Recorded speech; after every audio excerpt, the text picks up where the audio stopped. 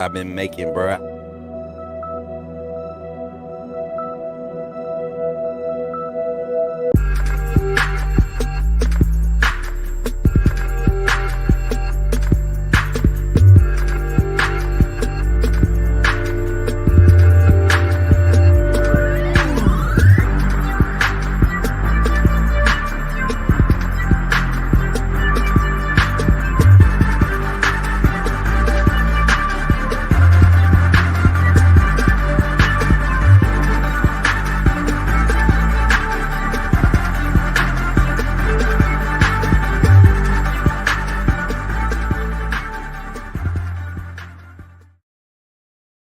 Welcome back to Talk Yo Ish Thursday. We were already getting into it in the green room, talking that.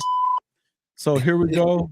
Yeah, I hope everybody's ready to rock and roll with this one. Welcome into the show, everybody. I would like to welcome my guests, Coop from Unfair Sports, and our boy Coach Smook from the Coach Smook Network, Alabama fam.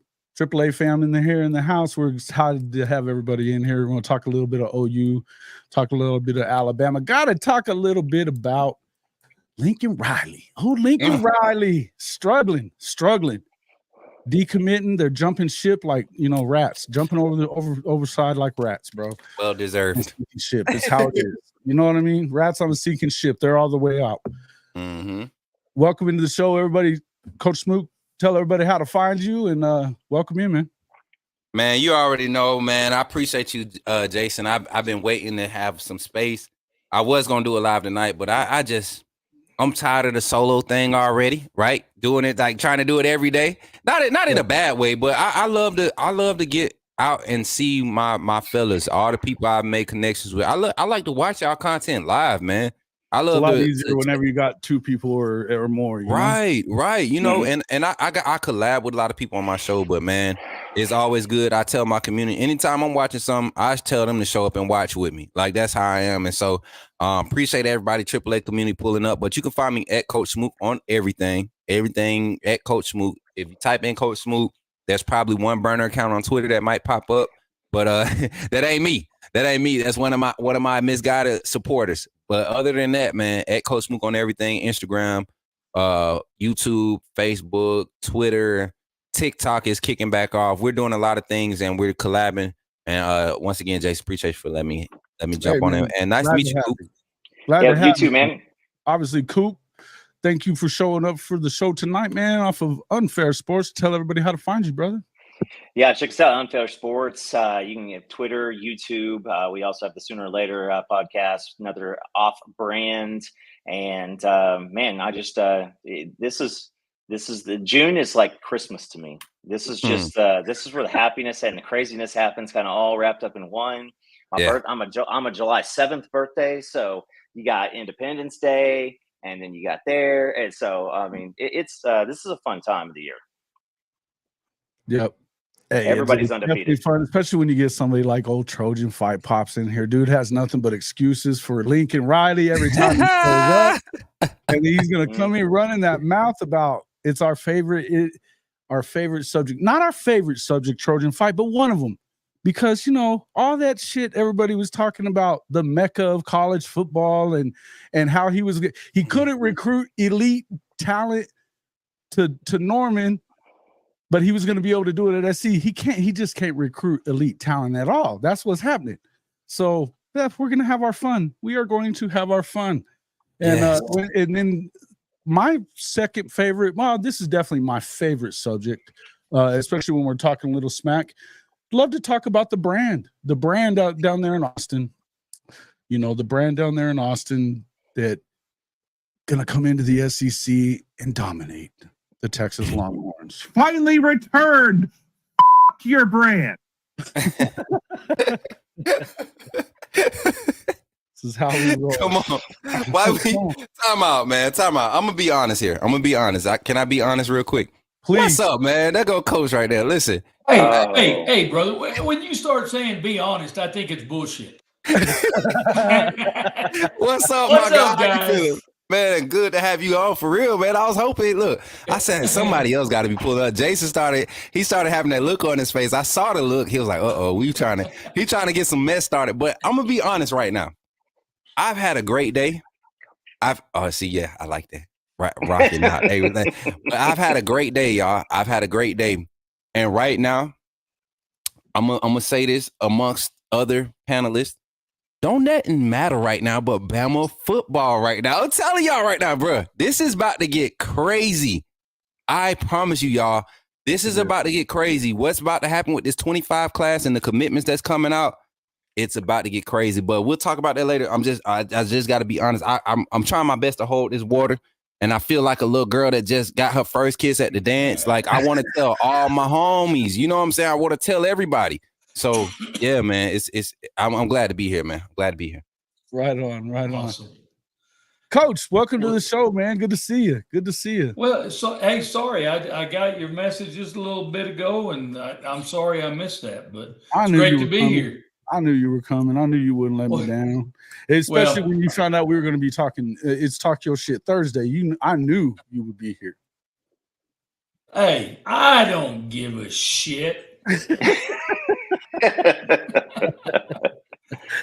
That's Coach's favorite thing. Soon to be back on a t-shirt in the official show merchandise store. Soon to be back. But you can get your favorite Horns Down material or 4-peat material right there in that official show merch stuff. So, hey, let's get after it. All right, let's talk a little bit about that to start off with. Tell us a little bit about, well, Coach, we've been already talking about Lincoln Riley, so why don't we go there? Justice Terry becomes the second 5-star in 2 days to decommit. 5-star defensive lineman out of the state of Georgia to decommit from Lincoln Riley's USC Trojans. What do you think about that, Coach? I'll give you my short story on Lincoln Riley and what I think about it. Lincoln Riley sucks. Other than that, I'm good. Yeah. Okay. Well, that was easy, quick, and simple. Coop, I know you got something to say. Yes. So Lincoln Riley can recruit elite by accident, but not intentionally. And what do I mean by that? Let's go to Caleb Williams. Caleb Williams is there because Vandegrift didn't come. Vandegrift was his guy. And Caleb Williams ended up showing up. And then Caleb Williams goes with him.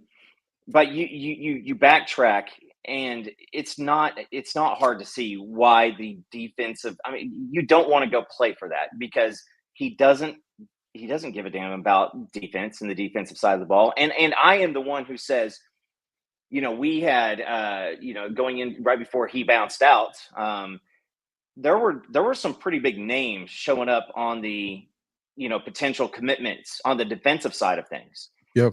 But now, as I've been watching this for 2 years, I'm thinking no, he had more defensive decommitments who never showed up because you just don't see any defensive-minded person is going to go there, and that's what we lived at so long. We were the Power 5 in decommits in the last 2 seasons. I've still got receipts to friends, and lots of people have been. I'm tired of being Texas Tech North, this soft-ass defense with no desire to play defense, and it's just like, hey, it's literally like what they're doing with the Lloyd Noble Center right now. It's like we can either just blow the whole damn thing up, or we can just take some duct tape and just patch this bad boy up, and let's we got 50 years in this building. That's not how you progress into the future. You're just going to be, putting, you guys remember Bill and Ted's Excellent Adventure. They had the phone booth, they traveled through time, and they're using gum and tinfoil and cans of beanie weenies and stuff like that, and making, to get that crap to work. It don't work. They've got him down. You just endure and you just play 60 minutes and you got a really great chance to win. Yep.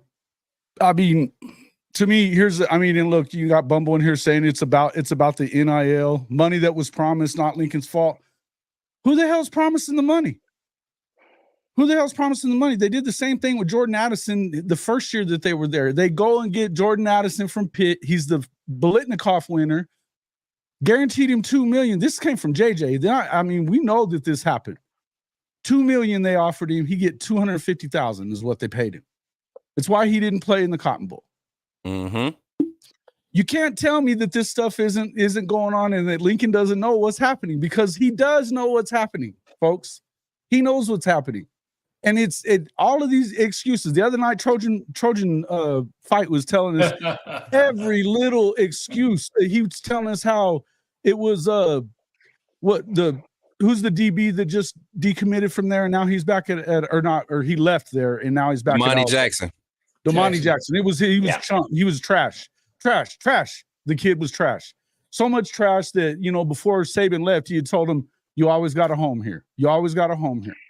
So same with, he was telling us about Michael Tarquin, who really good when he was at Florida. He gets over there into the yoga system and he loses weight and isn't quite as good, and say he's trash.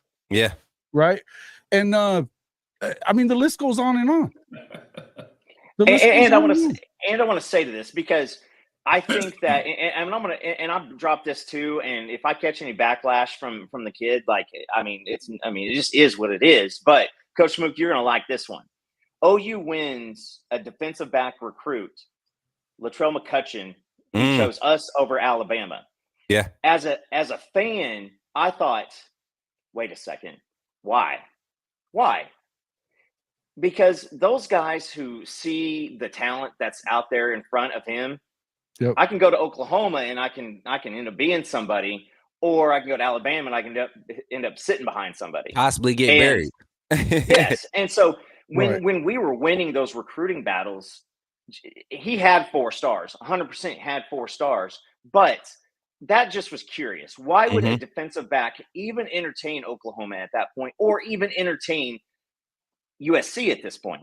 Why would you do that? I mean, like, the money's going to disappear. And now with the rumors that the money ain't even showing up in the first place, which kids are going to show up? I mean, if you're good at defense, and what was it? Was it Gibson that said it on Twitter? It said, every time I go to a different school, somebody's got the same thing to say about, I mean, every single coaching staff, from Middle Tennessee State to Georgia to Alabama to Oklahoma to Ohio State to the Little Sisters of the Poor and Bishop Sycamore, they're all saying the same thing to any defensive back recruit who has a USC on the opportunity is, come on, man, you know you're not.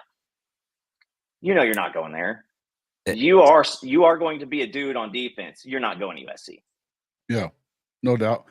We're not getting any echo over here. I was just making sure, because somebody was in the other chat saying that it was a little echo, but I think they had to go out. Well, I kind of wanted to respond to what you were saying, Coop. The thing was, man, I've seen this from USC as that's traditionally what they've been. USC has never been known for being able to recruit or even hire coordinators who will be respected, like defensive coordinators. Defensive-minded personnel has never been their cup of tea. And I don't know what and I don't follow them closely. Like, I'm just getting to the stage where I'm really expanding past SEC football, right? But Lincoln Riley is not the guy you want to bring in to rebuild, right? You don't want to bring him in to right the ship. He couldn't do it at Oklahoma. And at Oklahoma, you had opportunities where the Big 12 just was not it. And you were supposed to be the number 1 team in that league and never could field the defense. And so I look back, but to go to USC, I look back at when a classmate of mine chose USC over Georgia, Jarvis Jones. We came out the same year. And I remember that year, Jermon Fortson committed to Florida State instead of going to Alabama, where he would have been with Julio. Him and Julio would have been the big name wide receivers. And Jarvis Jones chose to go to USC. And everybody in the state of in the state of Georgia, and everybody in Phoenix City, everybody in the surrounding areas, they were asking this man, why are you going to USC?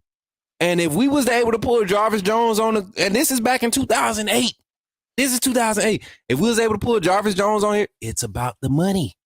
They've always been into this thing. This NIL thing is supposed to come easy for them, but they don't produce no more. And now Now because it's regulated, is legal to do it now. They're not able to compete because now majority of your what you have to put out there, you're putting it on one guy, thinking that it's going to roll over the same. It's not rolling over the same no more. A lot of these guys are understanding how the system works, and they're trying to get what they can get out of it before it starts getting regulated, before some parameters get put on it. And Justice Terry finally came to his senses and was like, man, you know what? Well, there's no doubt. I mean, we got USCJ as one of our boys, and he comes on the show sometimes and he tells it like it is. And I was watching his show a little earlier from yesterday where he was like, look, the bottom line is, yes, the NIL is a mess over there. There's no two ways around it.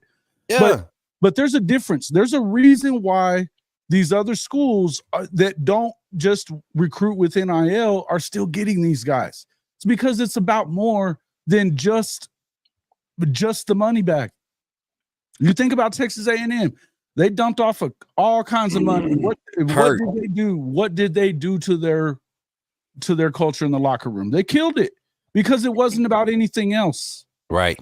It's got to be about something else first. And that's the problem with Lincoln. I'm not going to sit here and badmouth D'Anton Lynn. I'm not going to sit here and badmouth Coach Henney either. Those guys there's a reason why they committed to those guys. They're doing it the right way. But you have to have both. And if there's an issue with USC with both, if you're promising a lot of money and you don't have it, then who does that fall on? If you know it's a mess and you're telling me it's a mess, then what are we talking about? Why are you guaranteeing this kind of cash, Lincoln Riley? Because it's going to come out. I like Gamecock's comment on me to jump in. The Gamecock grind with the Rooster. He said California is a pro state, a pro sports state. Southern Cal is going to struggle without the money. That's 100% correct. And you look at all of the other media things that's happening around the state of California. One with the Lakers. You seen JJ Redick just got that. Like, there's going to be so much more media push to support LeBron's agenda, a bigger brand, a bigger name. USC is going to be dead for the next 3 to 4 years before they start getting some attention from any type of NIL, collective, private investors. And by that time, if college football breaks down in the next 2 years like I expect it to, the third year, when it's time to restructure NIL and eliminate pay for play, USC will be irrelevant. They will be in a Miami type deal where you're just riding off of that 05, 04. Stick a fork in their ass. They'll be a done deal. Son. Stick a fork in their they're done, son. I'm telling you. Well, man. And you know what? The other thing, guys, that we talked about on the last show was, all those guys that come from and don't misunderstand me. I'm a Leach fan. I was a Mike Leach fan through and through. Yeah, me too. But all those guys that are in that family tree of Mike Leach, guys, none of those guys believe in defense. You can look at every one of them, and not a damn one of them believes in defense. And we were talking the other night because I posed the question to the group the other night was everybody's raving about this new defensive coordinator. And he's going to do this, he's going to do that. But you've got to play. And Coach, when I asked the question, made the statement I was looking for, and that is you got to play complementary football. Exactly.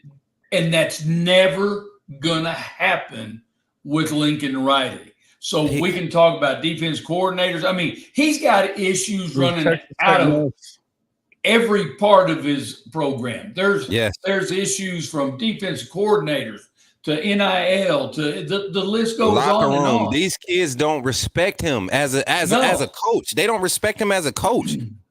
Like some of the stuff I've been hearing, you get what I'm saying? Like you some of the stuff I've been hearing about Lincoln Riley, even when his days at Oklahoma. Yeah, I'm talking about kids have literally come back to Alabama. That committed to Oklahoma, they come back to Alabama. Man, that dude, man, soft, spineless, no backbone. I mean, soft, man. And I don't. Go ahead, man. I'm sorry. I don't like coaches that take advantage of these players. Like they preach this dream and sell them this dream, and then you pull them away from their homes, their families. You lie to their families. No. Like this is all the stuff I heard about Lincoln Riley, and he keeps getting these jobs. I want a job. Can I get a job, please? So, I mean, I just read the last Trojan quote, and I might have to punch my own self in a minute. So I'll just say this is Lincoln Riley was pitching this dream to every single one of these guys, and then he hung out with like one or two of the actual offensive players, and he didn't have anything to do with the defense. I promise you, there are fans of every single program that is in the chat on the deal here, and you can go back and name more defensive players from 10 years ago from your favorite team than Lincoln Riley could on the teams that he was coaching that year. He did not talk to those people. He didn't go around. He didn't have anything to do with them. And when they try to have conversations with him, he basically cold shouldered them.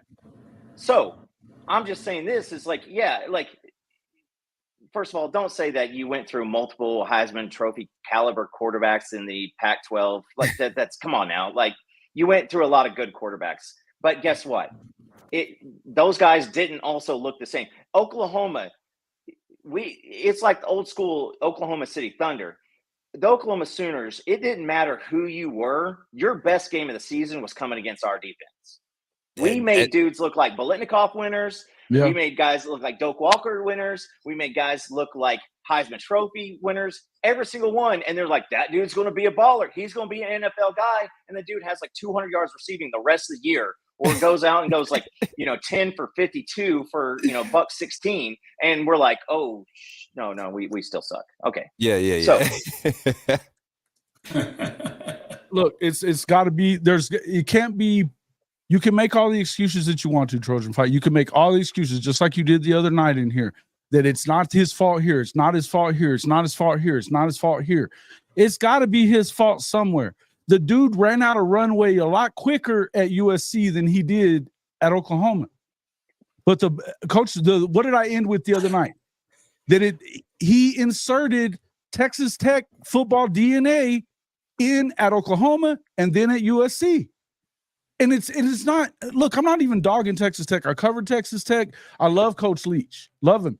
But there's a difference in coaching at a blue blood where you can get those big nasties and coaching at Texas Tech or ECU or Washington State or Mississippi State even. Yeah. It's not the same thing.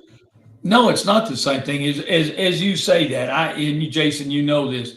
I took my grandson to a couple of football camps, Micah Parsons and then the Texas Tech camp. Just got back from that yesterday. And a lot of their athletes are out there helping with the camp. And I just kind of sat there and chuckle a little bit because you're exactly right. They don't get the top tier kids. Yeah. And Lincoln Riley can at USC, but again, he doesn't. And the last thing I'm going to say about this is, guys, the culture Lincoln Riley has created there is horrible. And at the end of the day, our good friend from USC land here, whose fault is it? The last time I checked and the last time I was coaching and I was a head coach, hold on, one. Coach, hold on a second. Start that one over, because whose fault is it? Because I just feel like this is a good point. Okay. When I was the head coach coaching, there's one motherfucker in charge. And guess who it is? It's the fucking head coach. You better listen. If he's not in charge, he ain't worth a shit. So I'm missing him. It don't matter. It don't matter. Let him go. We can we might need to OC and co-OC this thing, Jason, because he going in right now, man. Like, listen, but you're absolutely right, Coach. You're absolutely right. I don't care what anybody says. When you hire a new head coach, he has to take that opportunity in that first, whatever span it is. It could be 6 months. It could be 8 months. Prime example, and not to just be a homer, but Kalen DeBoer did not step into this role at Alabama in half step. He didn't half step. This man got into the state of Alabama, said, I don't know the culture, but I guarantee you, I'm willing to learn this because there is no way I'm going to allow myself to be the one that says I'm following up the greatest coach of all time.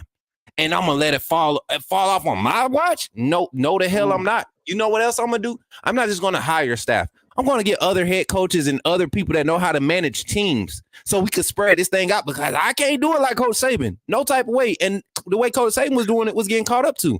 We were at Washington about to catch up with Coach Saban. Now we're where he was, and we got all the assets and we got the brand behind us. You don't think, man? And so Lincoln didn't do that. Lincoln didn't use the USC brand to try to reestablish a culture, even though to me, USC had a little short run. Matt Leinart, Reggie Bush, that's the last thing you heard from USC. They've had onesies and twosies come through, and they always flop, right? But nothing has happened since 05, 06. Where did they start? You had your offensive studs there, but they started on defense. They were going to shut your ass down on that. That's where it was, and they don't care about that no more. They don't. They clearly don't. And I'm going back to Coach's point here. As a coach, your players are going to do what they're coached to do or allowed to do. Mm-hmm. Plain and simple. And guess what? That shit plays into you being a parent, you being a manager, you being a supervisor. You are going to do what you're allowed to do or what you're coached to do. Because if you're allowed to do all this mess, you're going to do it. And guess what? Lincoln Riley's not going to stand in front of you and you'll be like, man, I'm a little scared of this dude. Every single one of those guys are 10 times his size. Think about this. And Coop, you can back me up on this all day. Lincoln looked very, very good because of the fact that the Big 12 was garbage the last 10 years. Without a doubt. Without a doubt. When they run Nebraska out, they run Nebraska out, they run A&M out, they run CU out, they run Missouri out. They don't even add backfield with any of it. And during all this time, here's Texas doing what Texas does, recruiting, out recruiting everybody. And you know, they always win the offseason. But they've had, since their last appearance in the national title game, they had 2 double-digit win seasons. 2. So you a dumpster fire in Austin, and Oklahoma takes advantage of that. We know Oklahoma State is never going to win a freaking conference championship because they just don't. That's just not in their. It's not in their wheelhouse to win one. They can get there and be close, but they're not going to win it. But that just tells you get in that whole 6-year stretch. They won the first one with Stoops still there. Then they won 5 more. But look what happened aside from that Georgia game where you still had the size because Smitty had still been there, and you still had all those guys that Stoops had recruited. And then they got smaller. And every time they got in that playoff, they got bitch slapped. Smack. Every time. You know what my favorite Oklahoma playoff moment was? I think it was sure 20. This is your favorite Oklahoma playoff moment. I don't want to hear it. It is when Lincoln Riley brought them boys down into Bama and thought they, and they thought they was going to run this 3-high look against this squad. And man, we lost him. We lost Coach Smook.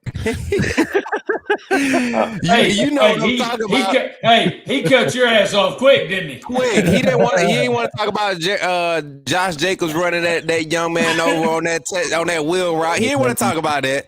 He didn't want to talk. But that's Lincoln though, man. You refuse to put the pressure on a defensive.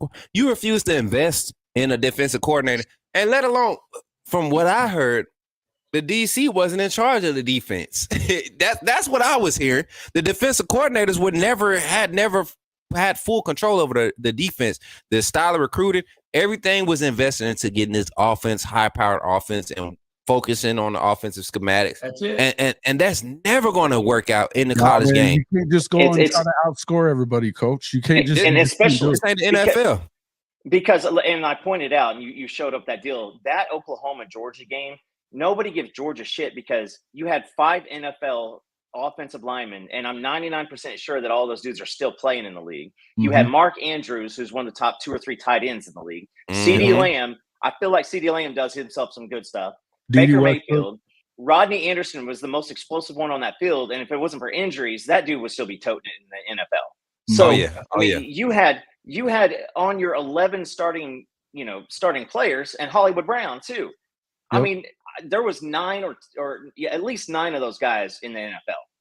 So that's why Georgia, did that. But guess what? Georgia sure tightened it up. And when Georgia and Alabama played the next week, that wasn't any of that craziness. But again, it was an absolute. But they also had Sony Michel, and they had Sony Michel Nick too, Chubb. and Nick Chubb, both of them, and they did run wild. But that was the one playoff that they had a shot, right? And it was the closest to Stoops still being the head coach there. That's the point I'm trying to make. Everything that they did after that, it looked better than it was. And I've said this a bunch of times. I'll say it one more time. The thing that had to happen for OU to even be ready or even be kind of close to going into the SEC was this right here. You had to break. It had to break down completely. It had to shatter all over the floor that you couldn't glue it back together or throw some freaking wallpaper up and slap paint on it. You couldn't do that. If it didn't break all the way down, they were never going to be ready for the SEC. You needed Brent Venables to come back and do what he did, rip it back to the studs, and build starting on defense. Because if not, 100%, you were going to – and Lincoln knew that shit.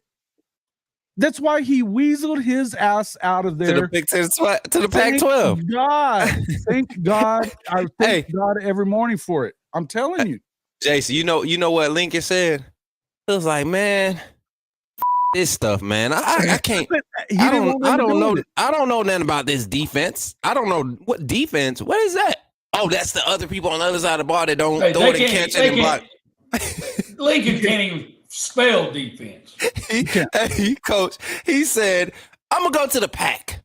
That's what I'm gonna do. I'm gonna go to the Pac and I'm gonna just recruit I'm just gonna all these Cali kids that want to come here that don't care if it's USC or whatever. I'm gonna get if they're fast. I'm gonna get them. Yeah. You know what? I don't even care to even get a good offensive line for my good quarterback. Like, I don't care. I want to create highlights. I want to be a Madden coach. And I feel like that's what Lincoln does. He came into this. How does he keep getting Jason? Help me do my resume, man. Coach, help me do my resume. Because if Lincoln can have a job at the Power 5 level, I think I got a chance. Give me a year. A year's salary. With you, brother. I'm with you. And you know I'll be the lowest paid head coach in college football. I'll be the lowest paid. Just give me. I'm going to ask this question. We're talking about, again, Lincoln and that family tree that we were talking about earlier. Who else is just like him? Who else is just like him out of that same family tree? Oh, the fella who's now an offensive coordinator in Washington. Yeah, that is so funny. Cliff Kingsbury. Cliff Kingsbury. Hey, that's right. Hey, that is so funny. They're identical. They're identical, and never won more than 7 games. He had Mahomes and Baker at Tech and never won more than 7 games. That is crazy to me. And because again, you can't play defense. You can't play defense. Hey. I mean, you can throw points all day long, but guess what? You also have to hit 100%. You got to field a team with 9 NFL dudes on offense if you don't have a defense. And even that's not guaranteed because you see the same thing in Arizona, how Cliff ran Arizona.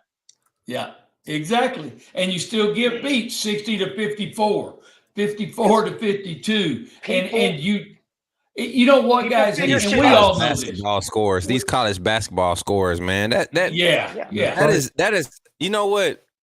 Anytime the score was below like 35, 30 in the 30s for both teams, you knew they were losing. You knew they were losing. Anytime. Yeah. Because and guys, we know this, and you can call it a cliche and all that bullshit, but you know what? At the end of the day, if they don't score any, it don't take many. They don't. Bottom line, if you got a good defense, you're going to be in every ball game you play. And I kind of want to, I kind of want to speak on the decommitment, guys. Man, those two, they had 2. Was it a 5-star and a 4-star, right? Justice Terry is 5-star, and 2 5-stars. Okay, and Zion was a 5-star, right? Both of them 5 stars. You look at those guys for Keelan Russell to win the Elite 11, SMU flip committed to Alabama, and to go out and to name Justice Terry by name. I've been saying this for a while. These recruits nowadays, these prospects nowadays, there's no secret about them communicating with each other. Social media makes it easy for these guys to start creating these conversations and creating these narratives, right? And for him to go out and publicly on that platform and to call out names of top-rated recruits, that should scare teams like USC. That should scare teams like Georgia. That should scare teams like Oregon and Ohio State, because these kids are not shy about being public about their fields. And you talking about a coach in Lincoln Riley, a coach in even Ryan Day at Ohio State. Two coaches that are on the hot seat. One thing that's saving you is being able to recruit. Justice Terry and the other kid, they were your saving grace for this recruiting class. What are you going to do now? Because this ain't the last one. Juju Lewis. No, Juju Lewis is leaving. He's going to leave. And you know what's crazy? Lincoln never loses his quarterbacks. How in the world are you losing quarterbacks? Because guess what, Jason? Lincoln Riley has yet to show that he can develop a quarterback. He's inherited quarterbacks that were in previous systems that show potential. Come on now. He just said it. He said it. I said it. He said it came from someone other than me. Go ahead. Speak. Coach, I've said this for the longest. Baker Mayfield, was it Kyler that started his whole hype about having quarterbacks? Was it Baker or Kyler? Which one was first? Both Baker. of them, but neither one of them got recruited by Lincoln. Just so anybody exactly, knows. They just so happened to transfer in and have a year where he was able to evaluate them on the clock. All right, let me design this type of scheme for him. Now schematically, Lincoln Riley's a dude. Schematically, we're not going to take scheme it up with the best of them. No doubt. But you're not developing crap, bro. You're not developing. You know what I'm saying? Like at the end of the day, I'm like, okay, now he has an opportunity to actually recruit a kid in Juju Lewis, and I mean, I look at him, I'm like, man, Juju can play at the college level right now. Going into his senior year, he could play at the college level today. Juju can, but what will he do with Lincoln Riley? And what has Juju been told by Lincoln Riley and his staff? What he's like. You can't even tell Juju, I developed Jalen Hurts, I developed Baker, I developed. You can't tell him that. So it had to be a bag. It had to be. This is what we're going to be able to give. Miller Moss wasn't recruited by him either, was he? No, none of them. No, he was on campus. Yeah. So we're still going to do this. We're still going to do this. Yeah. So you got nothing but excuses, brother. Nothing but excuses. No, you have Baker who showed up, and I promise you this. Baker was not a trophy when he showed up to Oklahoma. He was garbage when he showed up to Oklahoma. He didn't get a scholarship offer. None of that stuff happened. He showed up. That was pure just the Baker being Baker before anybody knew what that meant. And then Kyler, he got tossed out of A&M, and he shows up here. And then you got Spencer Rattler, but I could go through and name the guys that Lincoln has recruited who went to lower P4 schools, and nobody knows those guys' names, but you could say, hey, these are dudes Austin Kendall. Kendall was a Lincoln Riley guy. Nobody know who Austin Kendall is, and all due respect to Austin Kendall, but Spencer Rattler was his guy, and he was a nut job. And he got himself kicked off of his team. And then he shows up and he acted like he had the Heisman Trophy when he showed up on campus. Listen, that Spencer kid is funny because I watched that QB1 series. I watched that QB1 series. I wouldn't touch him with a 10-foot pole, man. Not a 10-foot pole, but the fact that Lincoln Riley was so public about like drooling over this kid. Supporting him too, even after all the shit he did. Yes, I mean straight disrespect to his coaching staff at the high school level, and Bishop Gorman is not a. I mean, he didn't go to Gorman. He went to Pinnacle. He went to Pinnacle. Yeah, Pinnacle. I think about him and Tate Martell. They give me the same vibes. You know what I'm saying? Yeah, very similar guy.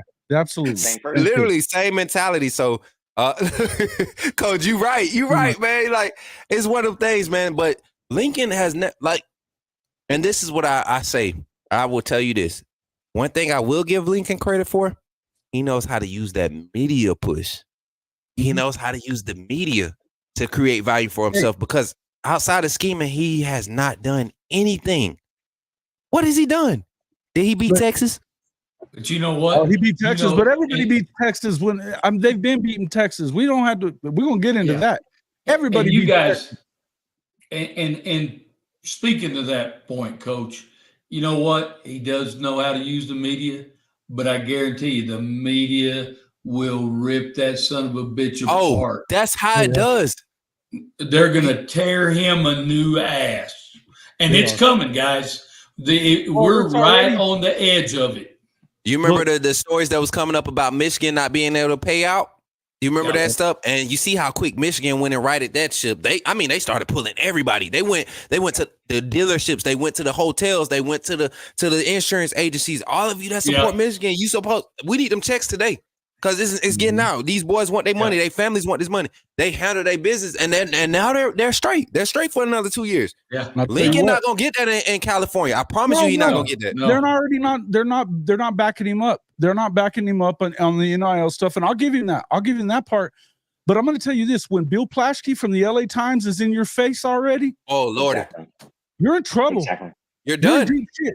Whenever you remember that's who's in Kobe face after the. It's bad. It's bad. When Plaschke's there in your face, telling you that you ain't doing it right as far as access to the program and everything else, you're in trouble because he's a USC guy. So you need him backing you up. The only guy he's got right now in the media is Colin Cowherd. And Colin's full of shit. Nobody. Oh man, I was watching Colin with Tom Brady. I was watching that little interaction, and I'm like, man, this how. You know what? I want to give my respects to everybody on this panel right now, because I can literally sit here and watch all of you guys straight through, no commercials, straight through. You know, the ads come up. I can watch you guys, and even when I disagree with you, I understand where you're coming from. Yeah. Some of the takes by this ESPN and all this other stuff, it bothers me because where's the research? Like I can literally talk to a recruit today, and I see a report about On3 or Rivals or somebody. Chad Simmons, Chad Simmons. If you come by this clip, I don't like you. I don't like what you do with these recruits. I'm just straight up. Chad Simmons may be a great person in person, but when it comes to handling these recruits and covering them, you are so biased against Bama. And it's obvious, man. It's obvious. But the thing is, you create this narrative for these kids, and a lot of these kids step away and they look at these publications and they're instructed, hey, you don't have to respond. You're the recruit. But at the same time, why should that even be a case with high school kids who are picking the school that they want to play at? You get what I'm saying? And that's where I lose respect. And I feel like Lincoln Riley is falling in that same category. Media agenda. You want to appease the media instead of talking to these kids and really investing in what they future should look like by putting things around them that's going to set them up for success. Damani Jackson, his interview gave me so much insight on what the culture is like at USC. Yeah. That interview, for him to just be like, I just want to come play for a real team. I want to come play for a coach that actually cared about me. And in so many words, that's what he was saying. If you watched it, like that's what he was saying. I just need somebody to be confident in my ability. Damani Jackson came out. I think he was the number 3 defensive back, number 3 corner in his class. The number 3 corner in his class, and he goes to USC and looks like trash like that. But not only him, the whole defense looked trash. You know, we gave him a lot of trash when he said he was coming to Bama. But then I went back and I looked at the film. I looked at USC versus Oregon, USC versus Washington, USC versus Colorado, USC versus Washington State. And I said, bro, this defense, it ain't just Damani. Yeah, he's giving up plays on his side, but this defense is horrible. No, it was bad. And that's the other thing. Here you have, this tells you all you need. And we can get off USC after this. But this is one thing I'm going to end with on my side of it. When you're, for 2 years, you're trying to get rid of LSU off your schedule. They're even talking about getting rid of Notre Dame off of their schedule, 100-year-old rivalry game. And they canceled yesterday their series with Ole Miss. That is crazy. With Ole Miss, they canceled their series. You're going to tell me that this is the kind of, if Trojan Fight, if you are a Trojan fan, this is what you want out of this USC program. Because I look, Coach, you're muted, Coach. It's all good with me. Hey, Coach, you know something. I was just going to say, Trojan Fight would never answer my question on the show the other night about the game not being played anymore. Had 100 excuses, but never answered the question. And again, hell, I understand why he's dropping all these teams, because they're teams that beat his ass. And he wants to get rid of them. I get it. But again, even if Notre Dame was one with a losing record overall, we still need to play. That game's been played over 100 years. and I know rivalries are going away. I know that's one of the negatives. I think. Tell me one USC football player you know of that wants to end that series and doesn't want to kick the shit out of Notre Dame every year. I can't name anybody. I can't imagine an SC player saying we don't need to play them every year. I agree. I mean, it's like Pitt and West Virginia. Like you just got to play that game. But to transition us out of Lincoln Riley and just beating the piñata here is you're seeing not only elite guys. If you're an elite program, if you're in Ohio State, if you're in Alabama, if you're in Georgia, if you're in Oklahoma, if you're in Texas, you have to win your home state. Plain and simple. And I promise you, and I'm trying not to break stuff here, but like the most recent commitment to Oklahoma, out of California. The next commitment to Oklahoma is going to be out of California. It's been, I did a count, and between transfers and commitments over the past couple of years, since Lincoln Riley went there, it's been 10 dudes who came to Oklahoma from California. And these are not 2-star potential PWO guys who just had to fill a roster spot. These are 4- and 5-star guys. And so I just continue to say this is with Lincoln Riley, his whole quarterback whisperer thing, he should be in the NFL right now. That shine has worn off, and Cliff Kingsbury didn't do him any favors. Mm-hmm. But I promise you this is he is a decision by Brock Vandagriff from maybe not being a head coach right now.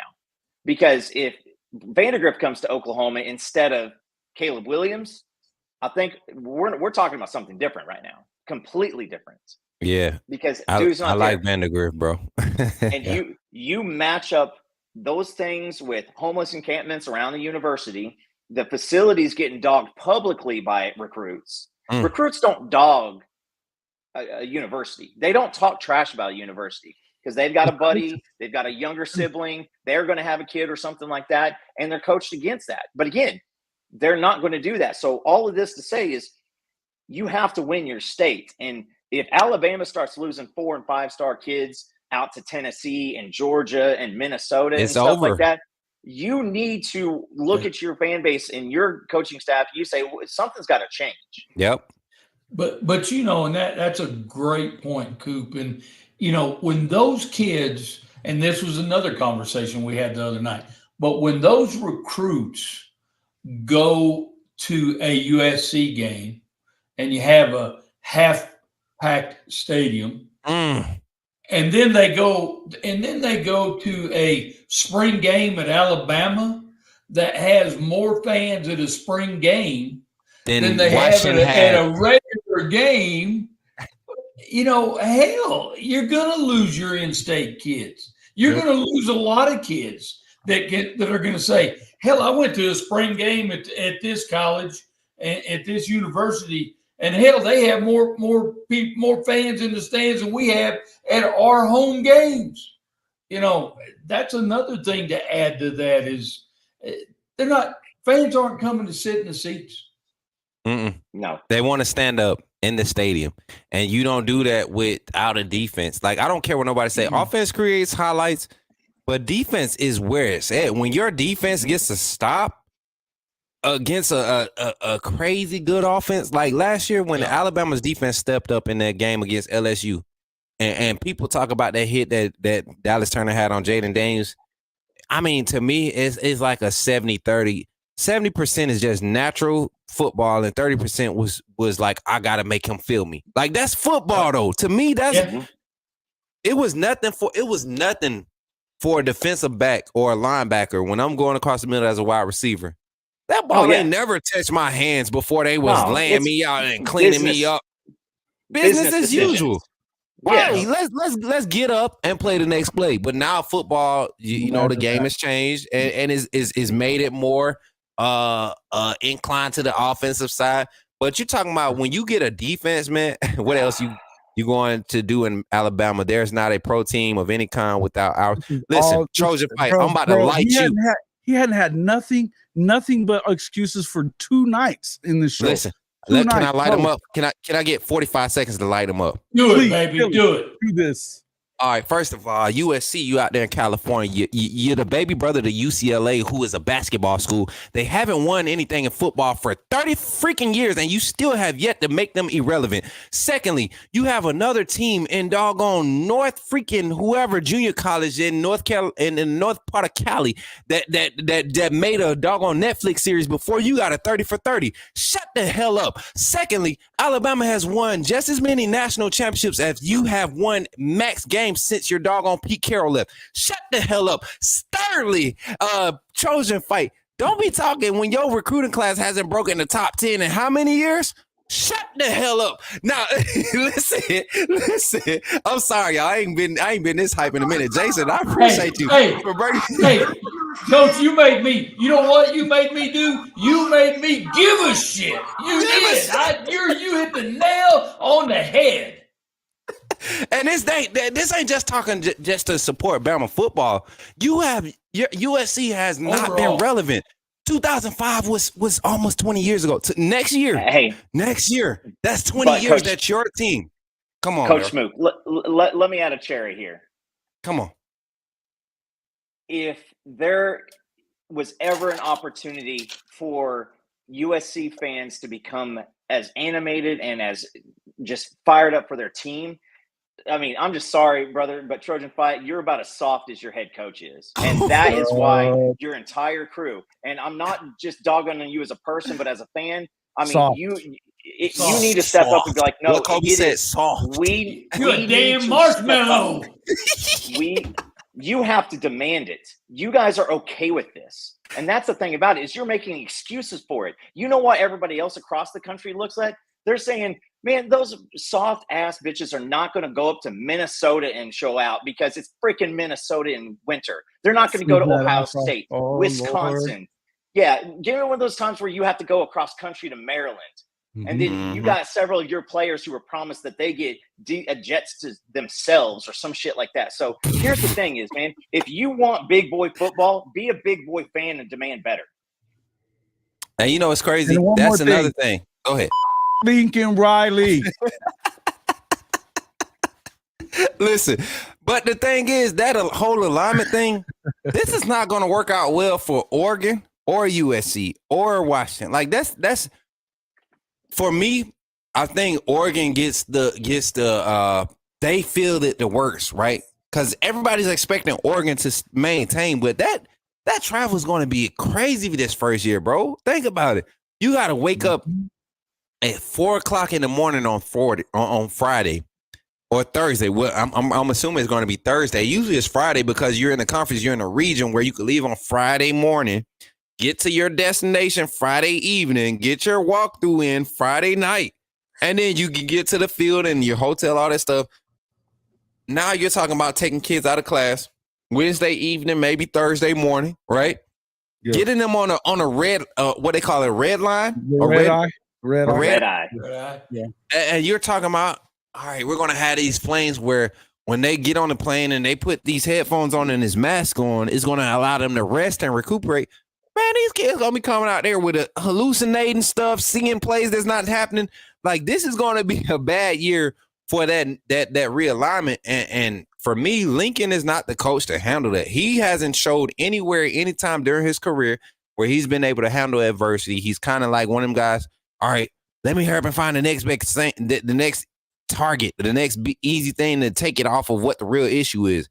And you can't do that in this new alignment and expect to be relevant. So USC fans, Trojan, whatever your name is, $2.99 condom, whatever. Condom fight. Listen, another one in here. No, I promise you. You probably won't show up to any other chats, other live streams, other than the remorseful and the sad USC content. Like, you're gonna stay away from every other chat after this season. Listen, Sharp, you know, I wish Sharp was on here. Sharp know how to roast them. Jason, you know Sharp know how to roast them. Hey, Sharp, man, I sent him a damn invite. He knows where it is. It's he got that baby over there. I think he got the little young one over there, so he don't know what's up.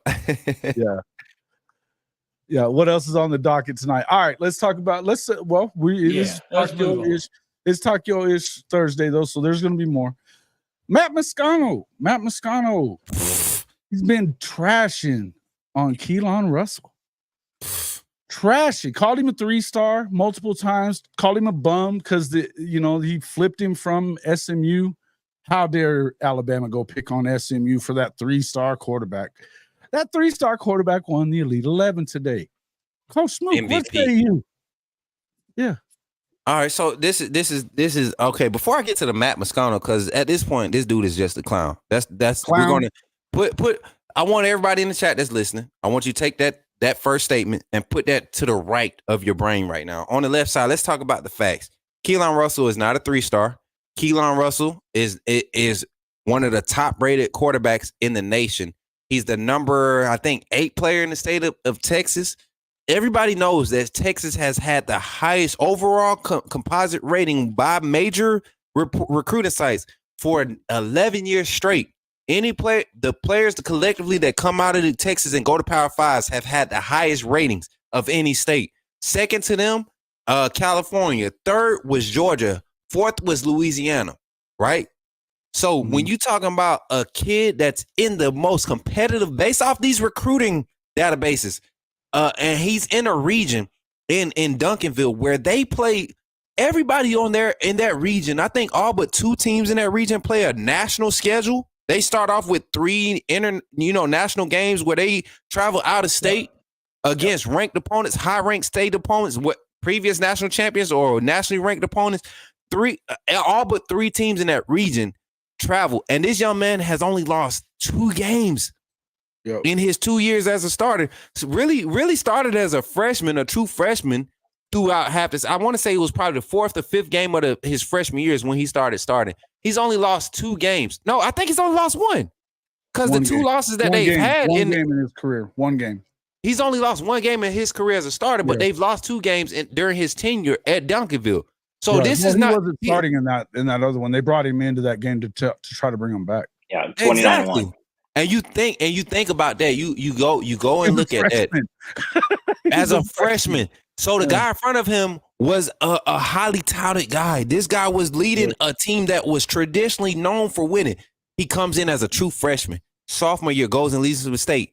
Junior year goes and leads the state. He's going into the senior year, and they got him rated as a 4-star. He goes and wins the Elite 11 right after Moscano calls him a 3-star. My response to Matt Moscano is ESPN, whatever y'all paying him, just give me 25% of it. And I won't talk about Moscano again. Like, I don't care. At this point, they didn't hire him to do analytics or none of that. They hired him to be a freaking clown. And if that's what y'all hiring now, I can act up. I can just say stupid stuff and it not be realistic and just to get people riled up. I could do that. But when the facts laid on the table, Keelan Russell will be the best quarterback of this 25 class. And with him committing to Alabama and this recruiting class that they have coming around him, this team has an opportunity to be 3 or 4 during his time. 2 or 3 if he chooses to stay 3 years, but 3 or 4 for real during his time at Alabama. He's the kind of kid that can start right away too. Oh, there's no doubt. I just said it. I said it on my live, bro. I did a random impromptu live because everybody wants to say Ty Simpson's coming up next. I've heard all the guys that have talked about a lot of that stuff. I'm not believing that. And the kid that they brought with them from UW, would be closer to getting that job than I think Ty Simpson would. That's just my belief because he likes him and he's brought him up into his system. To me, the only question about Keelan Russell is his weight. Is he going to be able to be heavy enough to run around and be ready to go in that vein? Question. I'm gonna ask y'all all 3 of y'all before you go, bro. Where did Jaden Daniels just play at this past year? Yes, 191. Yeah. Come on now, Russell. Yeah, so that's where he's 163 right now, bro. He's 160. Come on. Russell 187. Don't do my boy like that. I talked to his mom the other day. She said she been feeding her baby. Don't do that. Don't do that to my boy. All right. I will tell say you this. what I saw. I'll say this: that usually when you're a quarterback and you are having trouble with ratings, at this early, it's the competition, which obviously didn't hurt Arch Manning. There is the height, which he's got that on check.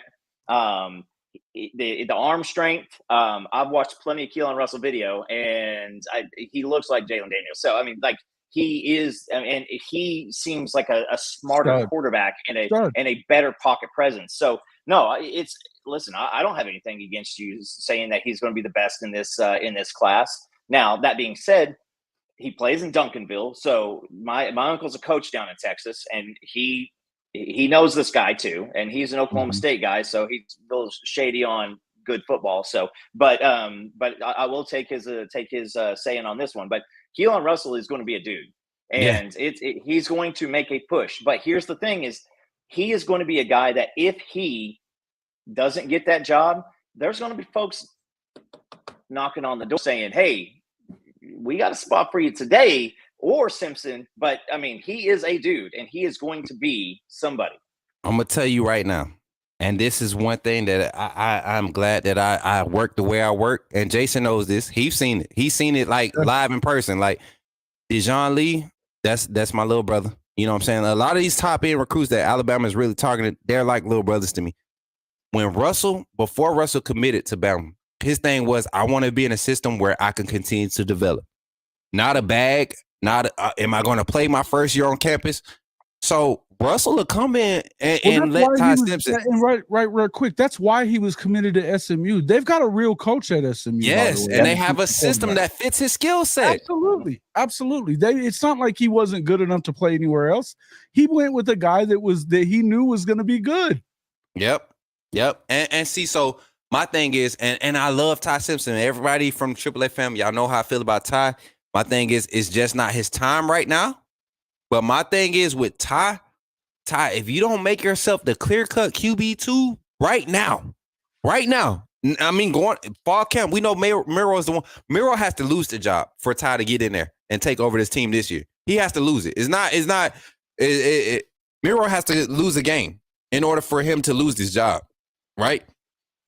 Ty Simpson, you have to set it up so when you're getting in the first 3 weeks and we're up 41-6, you're able to extend that lead to 63 off your 3 drives that you're going to get. Before you got to be able to do that and separate yourself, because when Russell shows up early enrollment time for bowl prep and spring ball, you got a problem. This young man is that good. He's going to be real good. He's 6'3", 6'4", but he has a 6'7" wingspan right now.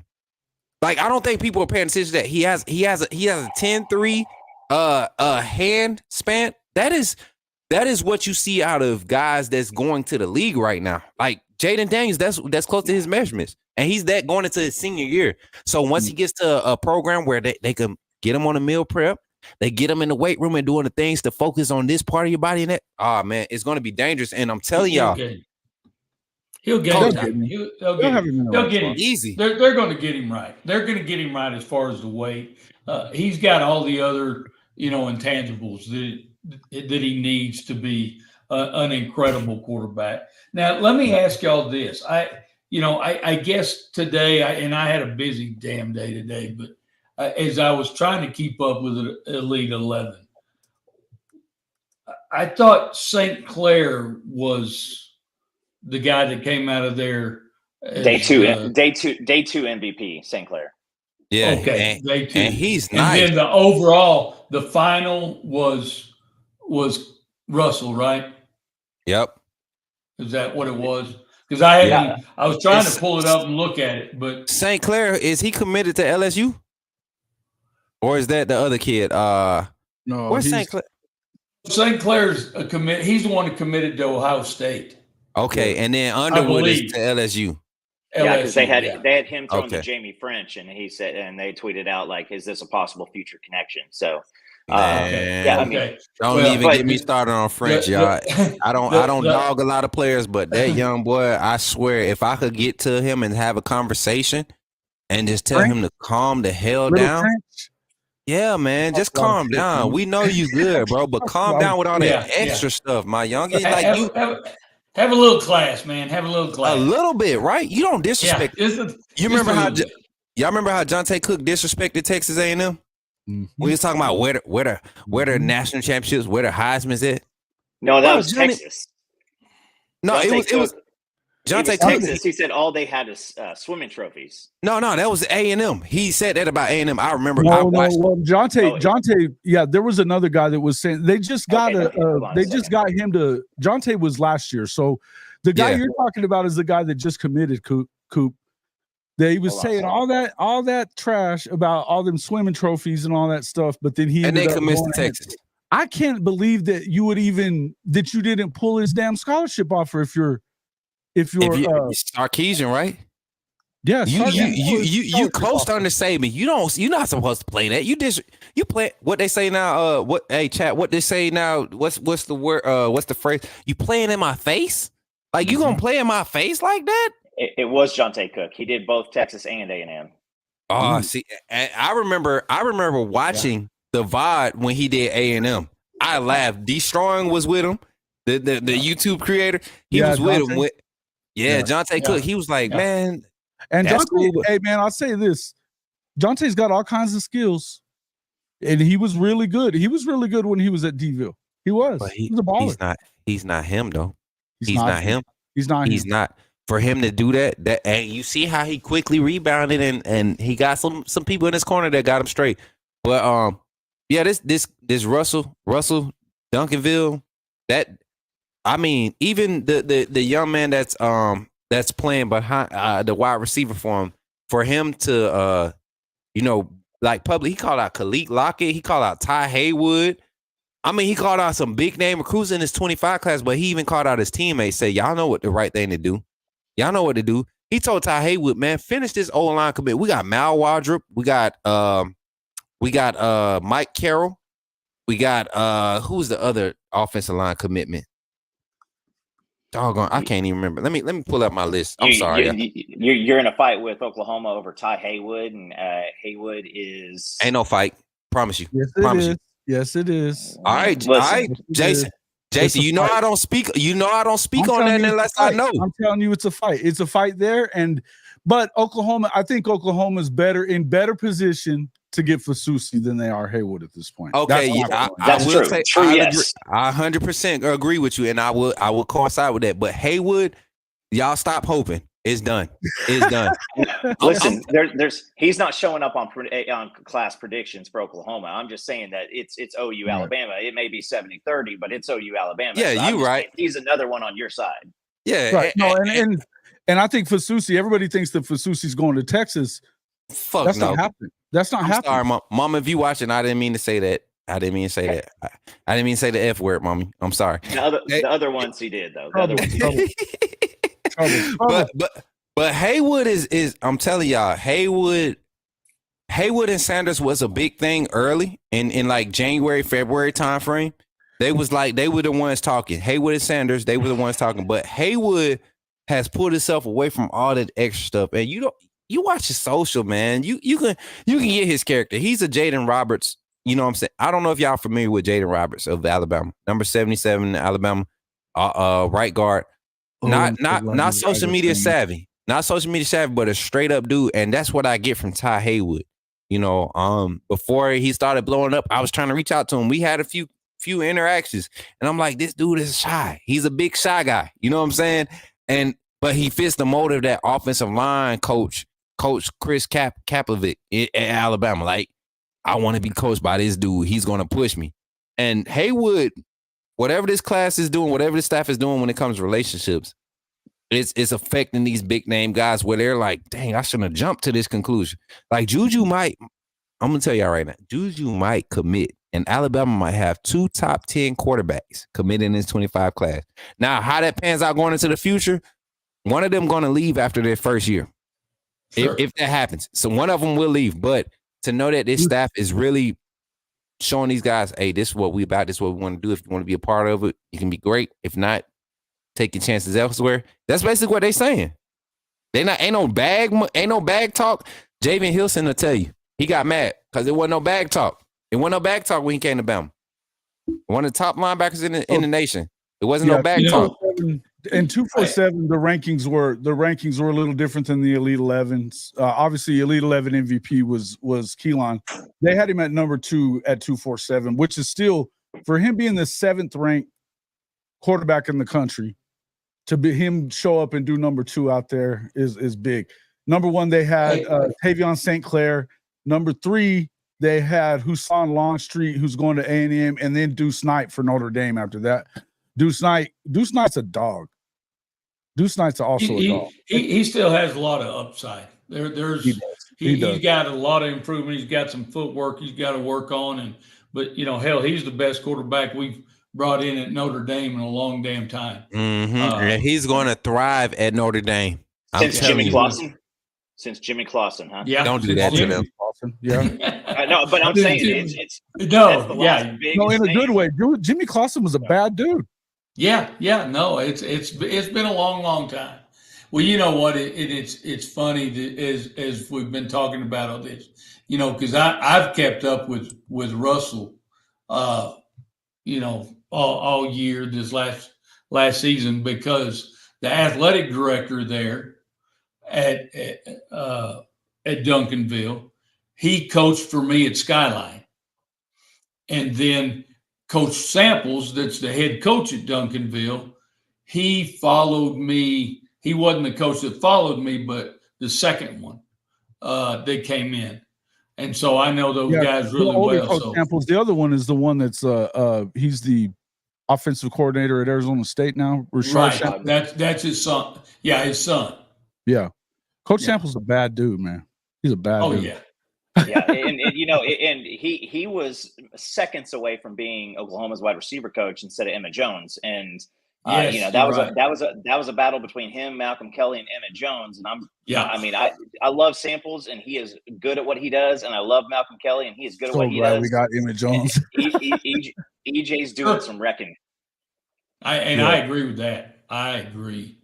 But I want to bring out another thing here is, when it comes time to these offensive linemen, I see, people who are 100% on any of these offensive linemen, like, when you're talking to the recruiting people, especially over at Texas, come on, man, like your own Texas insiders are backtracking on Fasusi. Just go in and read these things. And I'm just saying that I'm not getting my Fasusi knowledge from insiders. I'm getting my Fasusi knowledge from Fasusi. So right. Exactly. That's where we know we don't. First of all, you guys know and this is not about Coop. Y'all know what I think about Parker and Brandon. All right. So I'm definitely not going by anything that those two little twerps say.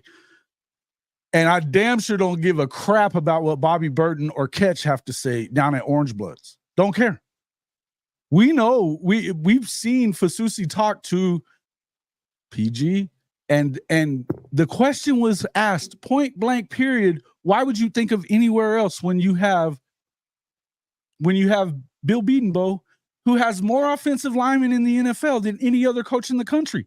100. I heard that last little bit when I came in. Bevo, that's my dude. What was his answer? Coop, he said it. I don't know. He said, I've been thinking about it more and more all the time. I don't know how I can not go there. Texas has never failed at recruiting. They failed at developing and winning. Developing. Oh my God, you said that. Can I give you an amen real quick?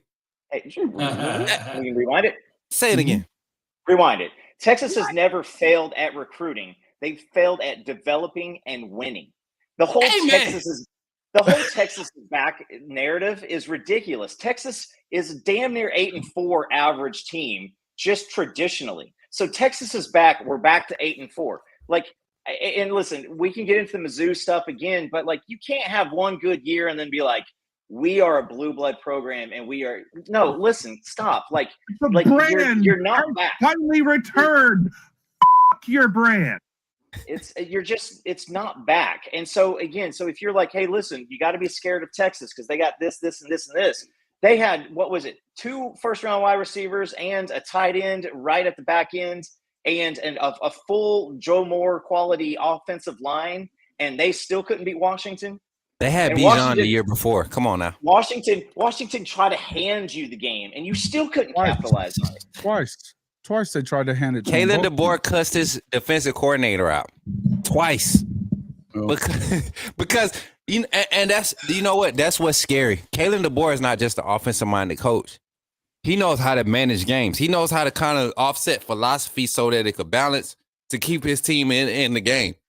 And you're giving him a team like Alabama, and people are really talking crazy. And you know what? Everybody above me is Oklahoma, I've said this right? a bunch of times. I'm going to say this one more time. Far be it from me to be the one to be saying that Alabama's past its prime, or that I'm not believing in the downfall of Bama with Kalen DeBoer. Got to see it first. Got to see it first, boys. Got to see it first. It got to my question would be is what are they going to be on defense? Because we've got to see more, I believe, on defense. Now, what they have in the room on defense says that if they were going to be better on defense, we're going to find out. Right. Either, and I'm glad you said that, Jason. And I don't want to hog this segment because it's Bama, but my thing is I've seen these guys in person.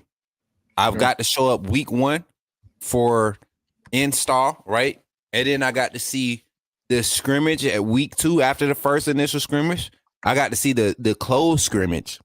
And when I say closed scrimmage to 8A performance, what was televised was nowhere near the same.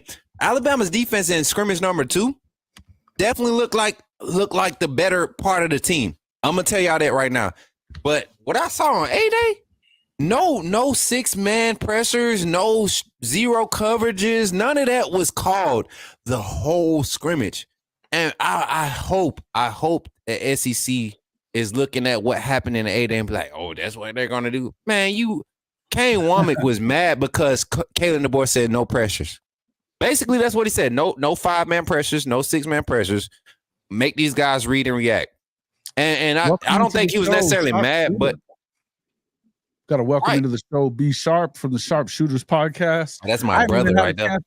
I hadn't even had a chance to congratulate him on hitting 500 subs yet. Not publicly, so we're really excited and happy for B Sharp. Appreciate you. Job, Sharp. We had to What's give you going on, Coach? It's been a minute, man. It's been a minute since I've been on with you. Brother. Hey, you know what? It's been so long. I think you fell asleep waiting for me on one of the shows. Here we go. Here we go. Y'all need to let that one go, man. Y'all need to let that go, man. I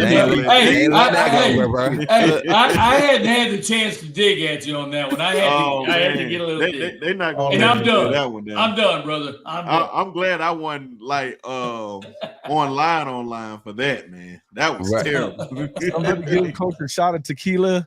I want to rant. Thank you for the super chat there, Chicken. Much love. Which coach you talking about? Because Coach Roybal. Coach Roybal. Okay. Because one of these coaches has been on tequila. You've been ranting. Right. You know already. You already know. Yeah. That tequila already. Listen, tequila is my best friend. I'm telling y'all right now. When y'all come to the Coach Smook, toes fall off. Shoot. Your toes, not your toes. What did he just say? But Jason, I want to ask you. I want to ask everybody else this. Being a primarily, I cover Bama football, and like I told y'all earlier, with just how the coverage of the team, recruiting, everything, I got to see the backs, like the inside of it, and how things were being portrayed. If y'all just took what y'all have known from the major media outlets, does this Bama team scare you more under Kalen DeBoer, or does it just leave a whole bunch of room for disbelief? And I'll start at top left. Go ahead, Coop. Go ahead. I'll go first. It's better the devil you know. And now there's a lot of uncertainty. And so I think that it's funny that, it's not like Saban was like, man, I really didn't do well roster management, and I'm afraid of a transfer or a conference move, and so I'm going to leave. It wasn't that. Nick Saban's just finally old enough to be like, he pulling the Danny Glover. I'm too old for this shit. Like, man, I've done everything. I'm out. You know what I'm saying? This is the time to go, because it is going. It just got harder. It just got harder because now, after you make it through the SEC, now you've got to take a best shot from somebody from the Big 12 or somebody from the Big 10 or another team from your conference, and you got to win more games to win a national championship now. And so now Kalen DeBoer comes in, and I'm fully on this train. Is it reminds me of, and I'm going to light some people up here. It reminds me of Urban Meyer leaving Utah and heading down to Florida. Ooh. Because you took a dude who was really good at coaching and you gave him resources. That's scary, right? And this is So, I'm more nervous. And Coop is this is in an age where he don't have to wait a year to bring in more resources that have experience. He could literally go into this season and say, I'm 6-1 by the 7th, 8th week of the season, right? I'm 6-1. I can already be talking to guys at Florida State or Oklahoma or Ohio State or USC, right? Or Washington, and saying, hey, you see what we're dealing with and how we're developing. You can come and be a part of this next year while I bring in my first full recruiting class to play behind you and learn. Like, that's what NIL pay for play is allowing this gentleman to do who can already coach to win. And you're going to start seeing it. And I think this year we start seeing it more. We saw it last year. What was the biggest national slight that happened last year? Florida State. Florida State. We won all of our games with our C+ strength of schedule, and we won our conference in the weakest conference of the Power Fives. Let us get in the 14 playoff because we're one of the 4 best teams. Man, get the. We would have cared about that. We would have cared about that if you show up in the game in the Orange Bowl. Go ahead, Coach. Exactly. But they did. Hey, I don't give a shit what anybody says. I don't give a shit if they played every high school in the country. They won all their games. That is a fucking prerequisite to be. Okay, time out. Can I ask this one? Oklahoma got trounced by K-State and then still went to the national championship game. And everybody said, come on, they shouldn't have been there. Now, that was a loss. Yes, I fully understand that. And you saw TCU and Baylor do the same thing. Beat each other.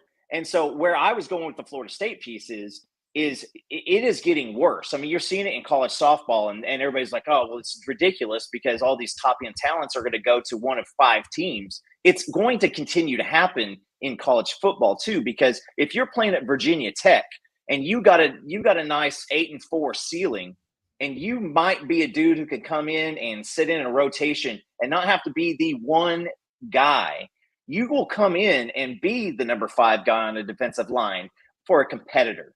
And it's going to get worse until the super conference thing happens. It's going to continue to happen because programs like Stanford and Oregon State, Vanderbilt, stuff like this.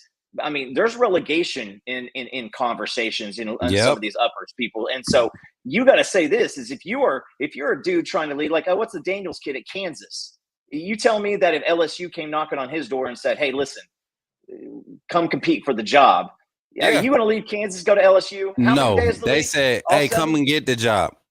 Yeah. That's what they told him. Ain't no way come on. What's up, Jason? Before we go any further, I do want to, thank you to Stephen G for bringing this up, but I want to shout out all the channels that are running this fire content tonight, particularly my own secondary channel, the Hall of Fame Sooner Network. Make sure you jump over there, hit a like on everybody. Listen, right there, Jason. AAA. If y'all don't go to Hall of Fame Sooners and hit the subscribe on it, I'm gonna fire y'all up.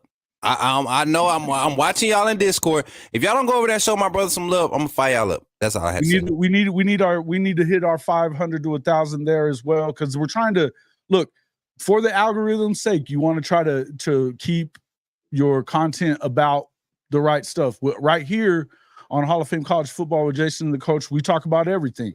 But we want to kind of migrate all of our Sooner content over to that other channel. It'd be great if y'all jumped in there and helped us out with that. Make sure you jump over to the Sharpshooter podcast as well. Obviously, Unfair Sports with Coop. Shout out to Coach Jay.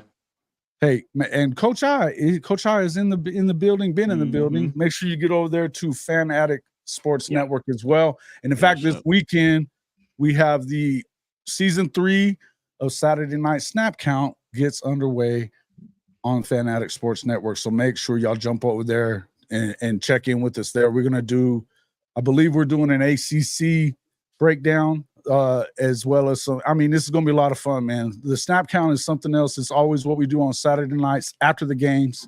So make sure y'all jump in and check in with us on that one. But yeah, thanks a lot for everybody to come in here and talk with us a little bit. Hey, the question you asked it, what's the difference? My thing is this. I'm going to make it pretty easy about Alabama, and I'll pass this on.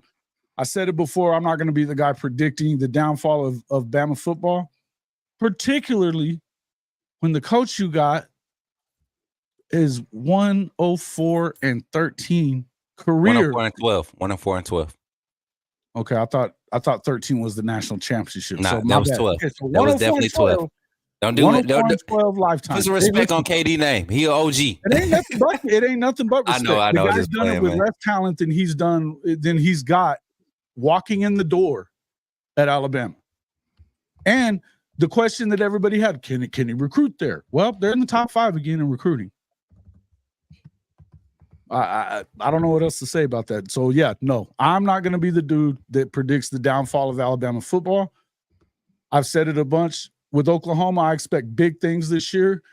A lot of people were asking me about Mizzou. A lot of people were asking me about Ole Miss, and then LSU on the road.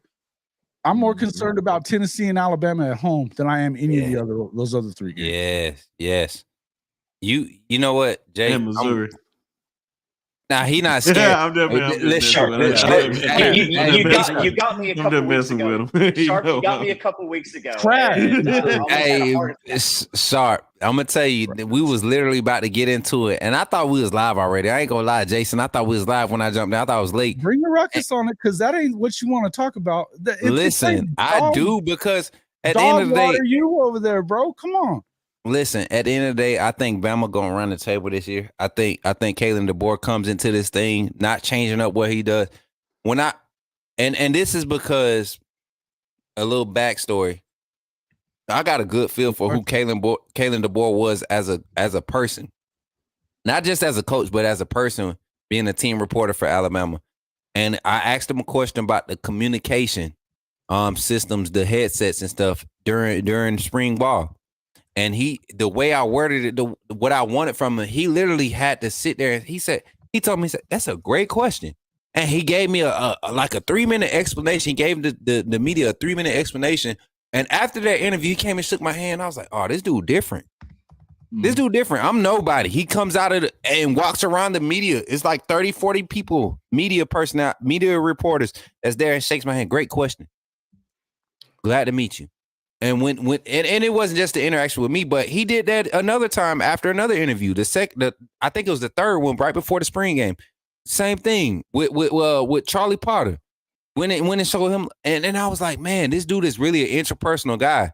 And if he's interpersonal with the media, imagine what he's like with his players. And when you got a coach that's like that, man, you can get a kid to do anything. You can get a kid to do anything. He'll run through a brick wall for you. And when you have a coach like that with the talent level at Alabama, it's hard to beat. But to get to the point of like seeing what he has, like you said, Jay, the assets that's available, he hasn't been able to have this type of. The worst thing that could happen with somebody that you give $1 million is that they go and splurge. But guess what? For that time that they splurge, they live in the best time of their life. Kalen DeBoer has a year to live the best time of his life. After this, look at this though. Question: would DeVore be viewed as a great home run hire for Arkansas or Mississippi State? Yes, he just took a team that the year he got there, they were 4-8 the year before he showed up, and he went 28-3 the next 2 seasons and lost in the national championship game in year 2. Against the team that beat Alabama. Against the team that beat Alabama. Against the team that not be a home run hire though for. Who would he not be a home run hire? You give Kalen DeBoer any SEC team roster last year, he wins the national championship. That's how good of a coach he is. And I other than Vanderbilt, even Florida, you give him Florida. That all the talent that was on Florida, Mississippi State. Let's not make it. Let's not go crazy. You're right. Okay, you're right. I was tripping. Let's admit, I was tripping. It's the Milagro. Listen, it's the tequila. I was tripping a little bit, just a little bit. But if you think about it, you look at the bowl records. SEC still held their own with all the opt-outs and everything. A lot of these teams brought they full rosters. SEC still held their own. Kalen DeBoer is a great coach. He knows how to win games. He knows how to ski up winning. Here comes old numbnuts number 2, J-Day. All right. Talk about Longhorns will be SEC champs. I love The brand has finally returned. Your brand. Them You just muted yourself, Coach. Hey, I'm gonna let Brinsky get in here anyway. He ain't had to say anything yet. Oh man, Brinsky be laughing at him. Man, I just wanted to come up here because I wanted to It looked like he shit about this clown down at LS Who. Yeah. That was Matt trying Moscona. to say. Just want to please do. Brinsky, did you hold up? Brinsky, before you start, did you just put the baby to bed? Oh man, she go to bed every night 7:00. Look, he feeling good now, y'all. Jason, we got the best part of B Sharp. We got the best part right now. So let's enjoy this. Go ahead, bro. I'm ready. Oh yeah, man. I'm just happy to see this clown look stupid. He trying not to acknowledge all the Bama fans that been adding him on Twitter, but this clown doesn't know nothing about football. I don't know how ESPN gave him a job about that little show he got down there in Baton Rouge. But hey, man, you see my guy, Elite 11 MVP, not bad for a 3-star. That's what they say. Back-to-back national high school championships too. Just so right, you understand. not even that. He's a 2-time state national state championship winner in the state of Texas.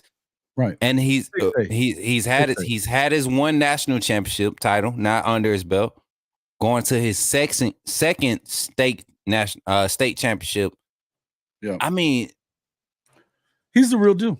Bryce Young didn't even do that. Bryce Young did not do that, y'all. All I'm going to say is this: you can say whatever you want about these kids, but when they went to and they played in a Texas 6A program, and he's lost one football game in 30 games in Texas 6A. Yeah, you shouldn't call him a 3-star. Should not call the kid a 3-star. I think he's the most decorated quarterback come out of Texas since Kyler Murray. And Kyler Murray, yeah, he said he's coming for Kyler Murray. Not only quarterback, Kyler Murray was one of the most decorated baseball players, shortstops. Right, I think he played shortstop in right field, if I'm not mistaken. Center fielder. Okay, Yes. I mean, like Kyler Murray could have came out of high school and been a first-round MLB pick. He was top 10. He was top 10 his last year at Oklahoma. He was a top 10 Major League Baseball pick, and he went number 1 in the draft in the NFL draft. To the A's. Oh. Come on, man. He's on the warning track, bro. So with Russell pulling that same type of hype, and I think Coach can kind of contest, not contest, but he can kind of relate to this. Like when you get guys that are highly ranked, Keelan Russell is a top ranked basketball recruit right now. Like he's top 50 in the state of Texas as a basketball recruit. And he's on this track team. He's on Duncanville track 4x1 team. And guys, you know, when you have these kinds of athletes, they can play any damn sport they want to play. Come on now. Because they're athletes. And not everybody has that gene pool in them that they could compete every sport and be the best in that sport. And he definitely is that type of kid. And he's not only has he proven it up to this point, he's going to prove it again this next season, and he's going to prove it in college as well. They're nasty too at Duncanville right now. Nasty everywhere. Yeah. Running back, they got a defensive end edge that Alabama's looking at. They got another receiver that and we're not talking about just the young man what his name is said what it was Brinsky. Y'all can't touch him right now today, Trojan Fight. What are you talking about? Duncanville still getting nightmares from what? Go back to that. Duncanville from the beating they took in their own state. He's talking. That's the one loss he's got is against Mater Dei. But the thing is, that was 2 years ago, by the way. Exactly. He was a freshman, but he didn't start that game. That was the game he came in and really that's the one he did. But he was a freshman. A freaking freshman. This kid was basically playing 8th grade ball. He never played JV ball at Duncanville. He has been a freshman. He's been a varsity player since he's been at Duncanville. Funny. Mm-hmm.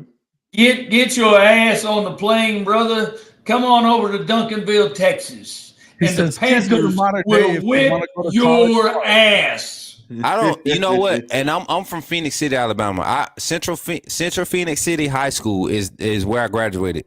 Central Phoenix City. They're nationally starting to get some national recognition. They got plenty of players. Red Morgan is a true freshman right now on the Alabama roster. He came from Central Phoenix City. He's going to be a starter in that Alabama defense, right? Isaiah Fager, another kid from Central Phoenix City. Mal Wardrop just committed to Alabama, interior offensive lineman, class of 25, 3-star, but he's going to be a 4-star, 5-star by the end of his senior year. Just committed to Alabama. Central Phoenix City is a talent pool. Red Morgan comes in and shows up and turns up. I don't think Central Phoenix City could mess with Duncanville right now. And Central got a talented roster. They got kids going Clemson, Auburn, Alabama, Notre Dame. I'm gonna have to answer this real quick. Oh shit, go ahead. If not for Oklahoma, Texas kids wouldn't win anything. They couldn't do it in their own state, bro. They're not going to do it in their own state. And Coach Smook said it earlier too. Was Texas Texas is a huge ass state. I mean, it could be multiple states. It is a huge state. Texas players go everywhere. Bryce Young was at Alabama. Texas, everybody. Matthew Stafford was at Georgia. All of these guys. Texas produces a shit ton because Texas football. Listen. It matters. Do you know how your stadium looks on game day, Trojan? You know how it's like all empty? That's what the towns in Texas look like on game day. It's all empty because everybody's at the game. Empty. I guarantee you, the high schools in Texas have more people in the stands than they get at the USC games. Listen, and let me tell, and I want to mention one more thing. Ben G. Don't ask me a stupid ass question, Benji. Do I know about Duncanville? I said it earlier. The guy that coached on my staff at Skyline High School is the athletic director there. So I think I know about as much about Duncanville as you might, know about your own ass. I love that energy, Coach. I ain't gonna lie. Coach Roybal went and took over at a program at Dallas Skyline that hadn't beaten Dallas Carter in 30 years. And 30 years, won that shit. Blew their ass out. Beat them up forever after that. They beat them up. Did you not blow their ass out, Coach? Mm-hmm. We did in their house. And this is Dallas Carter, the same Friday Night Lights movie that y'all got saved on y'all Netflix favorites list. He was the one that put them out the fucking. I'm sorry. As a matter of fact, Coach James was the head coach at Dallas Carter. He's the one in the movie. Yeah, Freddie James. Great coach, great guy, great recruiter. But I got it. Oh yeah, great recruiter. but I will tell you, when the first season I came to Skyline, after the ball game, walk across the field and coach says, "Welcome to the neighborhood."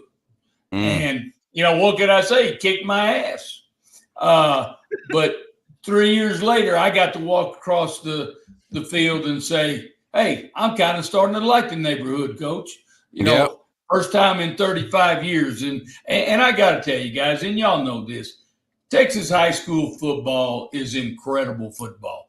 Especially when you're talking about it's JUCO D2, D3 level football. And it is. And I was stuck in Killeen, Texas. I got to watch Killeen,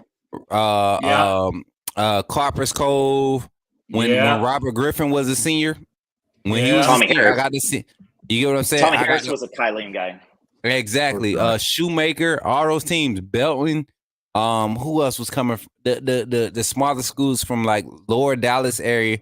I can't remember them by name, but I was able to see this at my apartment, my place, my townhome where I lived at was across from the stadium that Killeen plays at.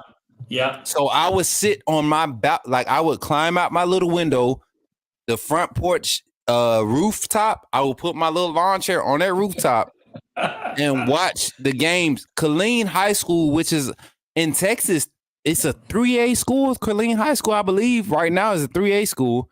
They don't have many highly touted, but they play other schools that have highly touted prospects, and they come in and they have a mega. Texas does high school football different. So when you come to Texas, you don't look at the classification. You kind of just take the talent for what it is, because it don't matter what classification, you're going to see talent. Drew Sanders. They play them from everywhere. I remember Texas with when they had the guy that came after Vince. He was at McCoy. Colt McCoy. Colt McCoy. Yeah, 2A. He was a Texas kid. And he does. If he doesn't get hurt against Alabama, we're talking a different story with Coach Saban's legacy.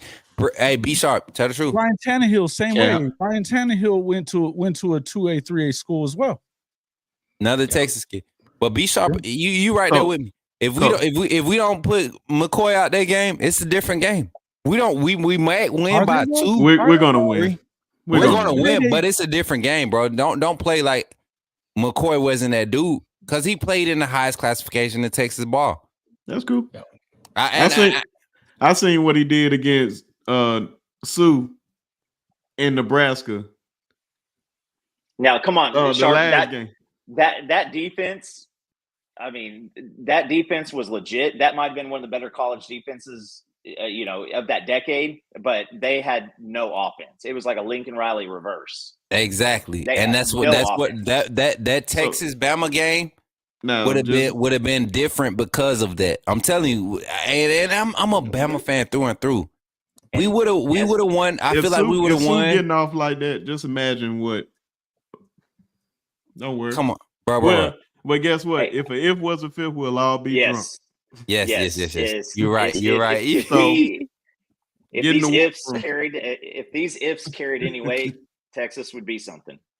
Texas would be 6-7 time national championship winners. Like if ifs matter, you know what I'm saying? Texas, Ohio State, USC, all of these teams, and they get this hype. And this is what I want to propose to the panel. What blue blood team is actually going to live up to the hype coming into this 25 season? This is a season where you losing Harbaugh, you losing Saban. You see a lot of major moves from upcoming coaches going to these programs and assuming these positions. Who's the team to watch really in college football outside of Alabama, Oklahoma, Notre Dame? No, y'all think Notre Dame? Notre Dame, they better be in the playoff situation, or coach is going to be in trouble. Freeman, you think Freeman's in trouble this year? If he doesn't, with that schedule, if they don't get to the playoff, Coach Freeman's ass is in trouble. Let me pull the schedule up because we got to talk about this. Coach you go ahead and say Coach, it, right? I see you shaking your head, man. I see you shaking your head. What's up? Talk to me. No, he's not in trouble. He's. If they don't get to the playoff, he's not in trouble, Coach. I don't think he is. I don't think it's going to be. It's not going to be taken very well, obviously. But I don't think he's in trouble. I'm not saying they would fire him, but he would enter the next season and pretty. He would have some heat. He would have some heat. You gotta let him get his guy quarterback. He hasn't had that guy. No, he hadn't had his guy quarterback yet, and we're still a year away from that. Even with what we have right now. I was gonna tell him to get old boy back, Ty Buckner. Get Ty Buckner.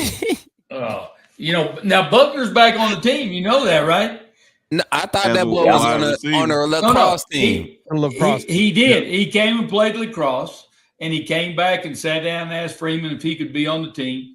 Freeman talked to some of the players, leadership, and they let him back on the team, but not as a quarterback. He's gonna attempt to play receiver, which the guy's a good athlete. He's got some speed. He ain't no damn quarterback. I can guarantee you that. Y'all know that at Alabama, just like we do at Notre Dame. We know very well. Yeah. And I y'all heard me talking about it when he went over there. Him and our reject coordinator that went over there.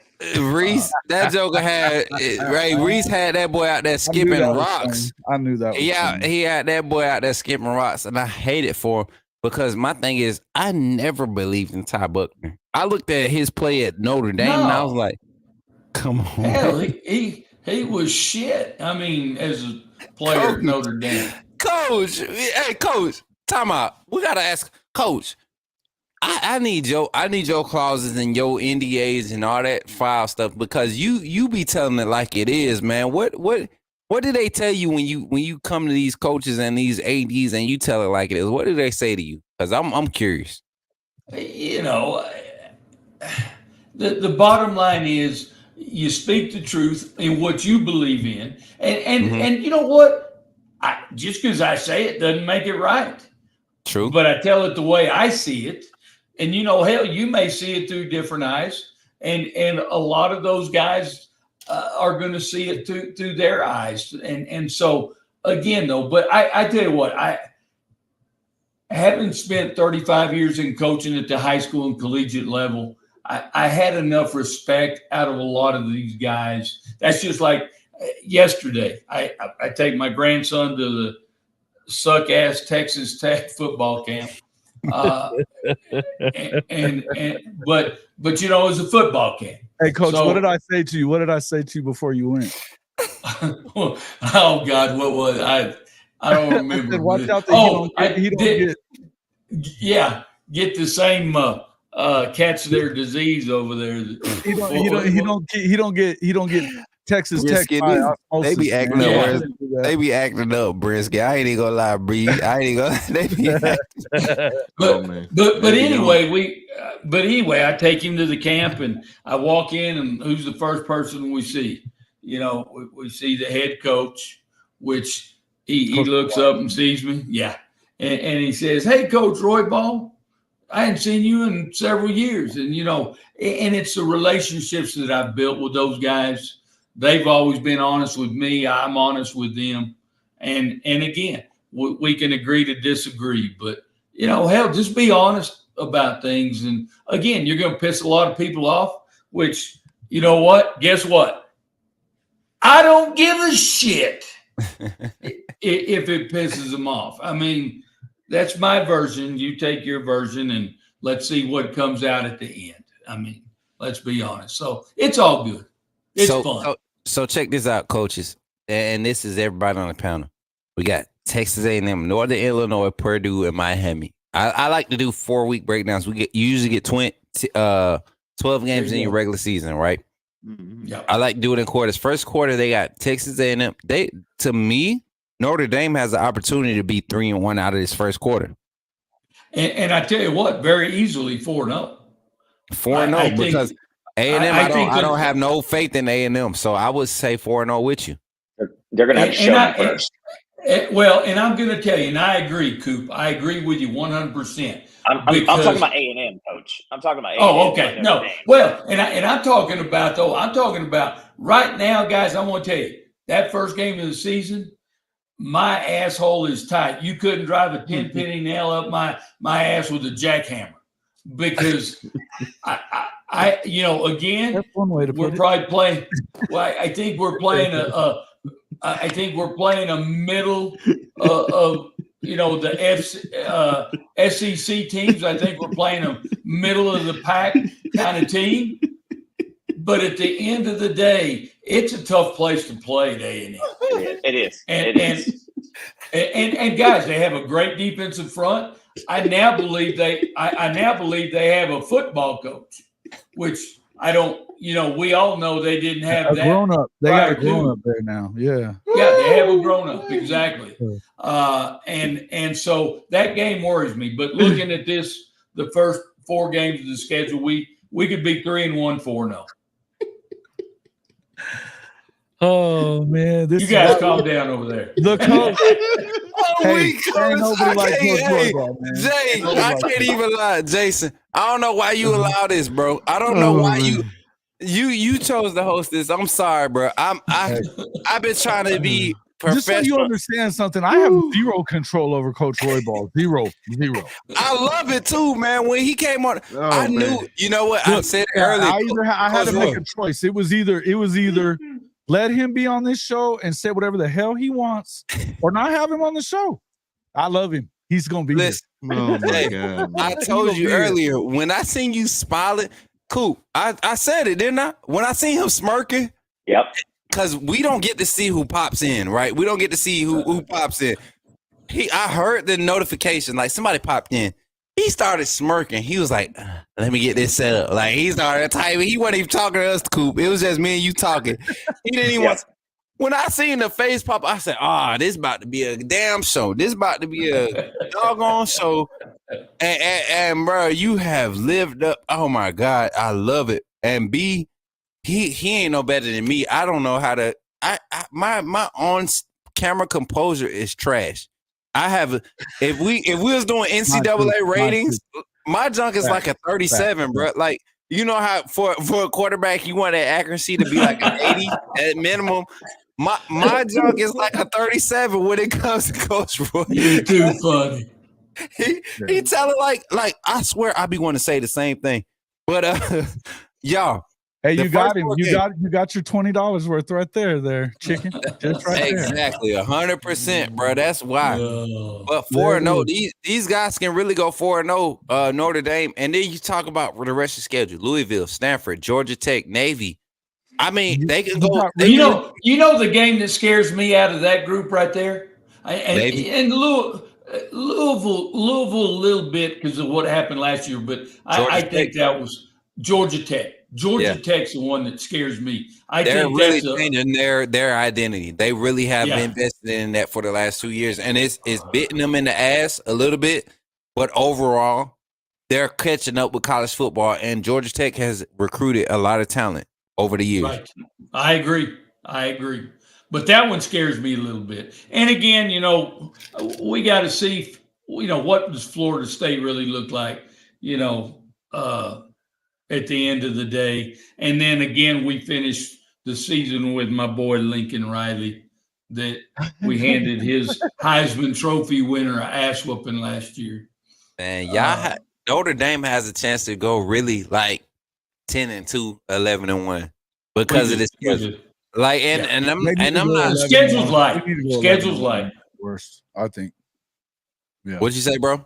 I said I think they need to go 11-1 with this schedule. They should. There's no reason why. And I think everybody thinks the loss maybe come against A&M, right? Yeah. Maybe.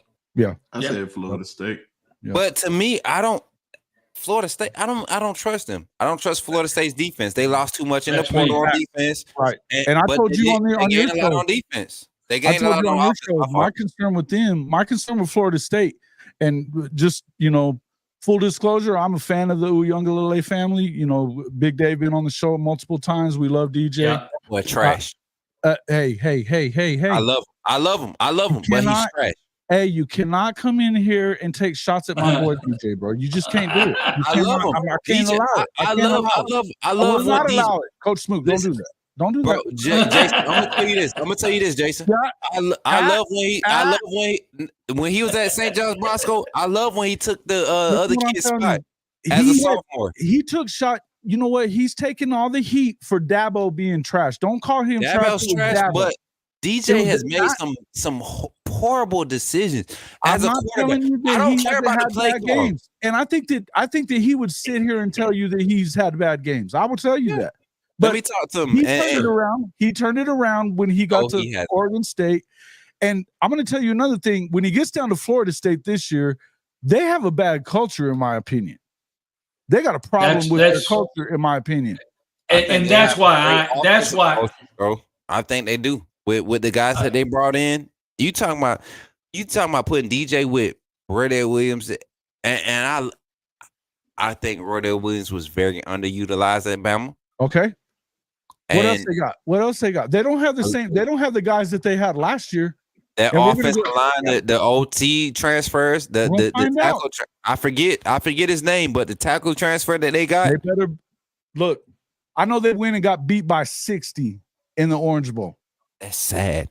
That's a hard thing to overcome, no matter what's going on with that program. That's sad.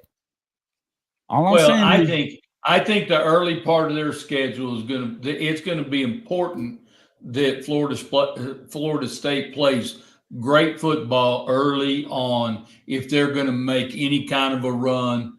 And again, at this point, I'm not sold on that, and that's why I still don't think that's one of our tougher games. I'm going to take Georgia Tech over that. And I'll tell you this, guys, I believe this too. I believe if Leonard Riley stays healthy, we're going to have a hell of a football team, because y'all know this, not last year, but the year before, with the kind of season that he had. He was being talked about already in the NFL. And if he has that kind of season, we've got a chance to be pretty damn good. Mm-hmm. I forgot y'all did. I would say have I would say this about Florida State, though. I mean, they start out the season with Georgia Tech, and I think that's going to be that's going to be an indicator on how that season goes, because if you lose that game, that's a tough comeback. But then also, you got a middle of the season. They go at SMU, which has a football team. At SMU was a tough game right there. Then you got Clemson at home, at Duke, at Miami, then North Carolina, at Notre Dame. I mean, that's a tough 6-game stretch. Brutal. And I tell you what, if you have a soft culture and you have a culture issue, that's where that thing blossoms into a full-blown firing. Mm-hmm. Yep. All that talk that we kept hearing too about how great their culture is at Florida State. But if that was the case, you would have. Look, I'm gonna tell you, Coach Dowd must be flipping in his grave for them to act the way they did before the Orange Bowl, and act like it didn't matter. When you're going up against the back-to-back two-time champions, and you can't even show up. Come on, man! I don't want to hear about how great the culture is down in Tallahassee when that's going on. My problem, and this is my concern, with the respect that I have for DJU and his dad, Big Dave. Hey, that's all respect. I'm afraid that he's going to go down there and get blamed when they do have issues in the secondary, when they do have issues with culture, and they got a bunch of guys that are just simply, hey man, they're just buying players to come in for a season. They're mercenaries. It's a mercenary culture. That's the problem to me. And the same thing at Ole Miss too. Is you get that mercenary culture, I just don't believe in it. And it's long before transfer portal and NIL and everything, where I became a massive disbeliever in the mercenary culture was way back in the day. Man, I want to say it's maybe 2000 when the Washington Redskins, they went after LeVar Arrington, Deion Sanders. They brought in all these guys who were back into their career, and it's just hard, especially in college, when you play within a system and you need culture and you need guys coaching guys, and you don't have a lot of me guys out there, and that's a hard thing to overcome. Yep. Hey, yeah, I agree. I think there's a lot of stuff to overcome. They didn't have, and all you got to do is look back at Clemson. And now it's all of a sudden it's a Cade Klubnik problem too. Both of these guys were number one in the country, both of these guys, and they're not using the portal at Clemson. But it's a Cade Klubnik problem, and it was a DJU problem. Make it make sense, folks. You got to make it make sense. If we're going to attack these kids, and not Dabo for the way that he's running things. Dabo even brings in Garrett Riley and won't let him do anything with his offense, won't let him change it at all. You got to make it make sense, folks. Yeah. That's all I'm going to say. And I'm not saying that DJ hasn't brought on some of it himself. He has. And I promise you that Big Dave would tell you the same thing. They don't have the same weapons that Jordan Travis had down there. They don't. No. We're going to find out. Folks, we appreciate everybody coming in here. Kimberly Harmon, thank you for showing up in here. We appreciate that a lot. Hit the like. Make sure everybody hits the like on every channel that we're on right now. We are on Coach Smook's AAA channel as well, on the Coach Smook Network. We are on the Hall of Fame Sooners Network. Did you put us on Unfair as well there, Coop? No, I don't do stuff like that. If I have to do button pushing and stuff like that, things go sideways. It's more than you want to do. If you're not already subscribed though to Unfair Sports with Coop and of course Jay Smith, they do an unbelievable job, right? Unbelievable job. So you guys make sure you get over there and take a look at them as well. Of course, we got Sharpshooter on here also. He's at over 500, but we want to get him to 1,000 subs sooner than later. So make sure you jump over there to the Sharpshooter podcast. So sub here. Yeah. We're moving at a fast pace right now, past 500. We're at 520. Woo, that's what I ain't trying to jinx myself. The last time I said something, it took a minute. It takes a minute sometimes. That's the way it happens. Yeah, it goes in spurts. It's kind of hard to build it. It's kind of hard to build it in the off season. But we're 49 away from 3,500 subscribers, so we are hoping that we can hit that 3,500. It would be great if we went 500 more and hit 4,000 before the start of the season. This weekend. That'd be great. It'd be awesome to be over 4,000. I do want to comment the Trojan fight. He was talking about one of our players that at Notre Dame that was recruited, a good one, by the way, that said that God told him to go to Notre Dame. You missed the fact there, buddy. He said God told him, whatever you do, don't go to USC. So just making sure you understood the facts there. Facts. Go wherever the heck you want to go. Just don't go to USC. Awesome. Yeah, thank you for that, Carla. Great panel tonight. We appreciate all that, man. Love all you guys, and thank you for coming in. All the AAA fam, all the folks from it's great having everybody from our audience as well, man. The Hall of Fame Mafia family is second to none. The Unfair Sports folks that are in here as well, they're probably most of those Unfair Sports folks are part of the Hall of Fame Mafia family as well. So we appreciate that a lot. But yeah. Make sure that you hit that like button no matter what. We got a couple more things we can talk to. We can pop to a few more things, and then we're going to probably get out of here. So let's talk. Coach Smook kind of got us there. Let's talk. Coach Smook went to go get tequila. Hell. Listen, I didn't go to get the tequila this time. I had to let my boy, I got my dog, Art, come here.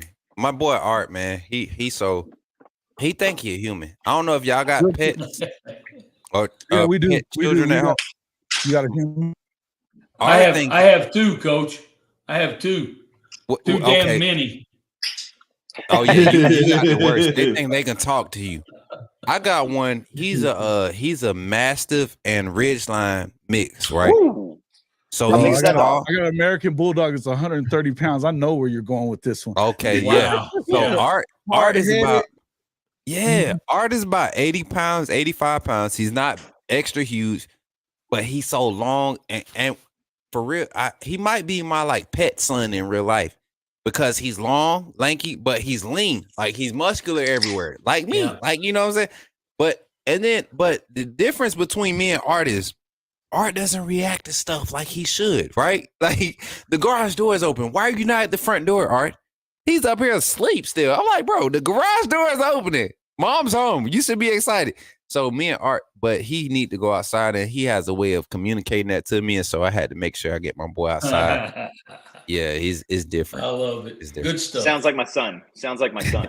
Right. You forget that they are dogs sometimes. You forget. And we walking and I'm talking to him like, Art, this show is lit. Why are you holding me up? And he looking at me like, yeah, Pops, I see you going crazy. Like, keep going. Like, nah, but you out here trying to sniff what everybody else done pissed on your trees about. Real like, thanks for coming in, Coach I. We will see you on Saturday. I already brought it up once, but we're going to bring it up again for that Saturday night snap count. I can't wait to get on with, bro. That. We're going to have a lot of fun Saturday night snap count. Season 3 starts Saturday night at Coop, you got a fresh fade. Time, man. We excited. Oh, yeah, dude. That thing is fresh. Hold on. Jay, I'm sorry. Coop got looking good. Hold up. Can you main screen him real quick? That junk is fresh. Look at that. Where you stay at? Where you live at right now, Coop?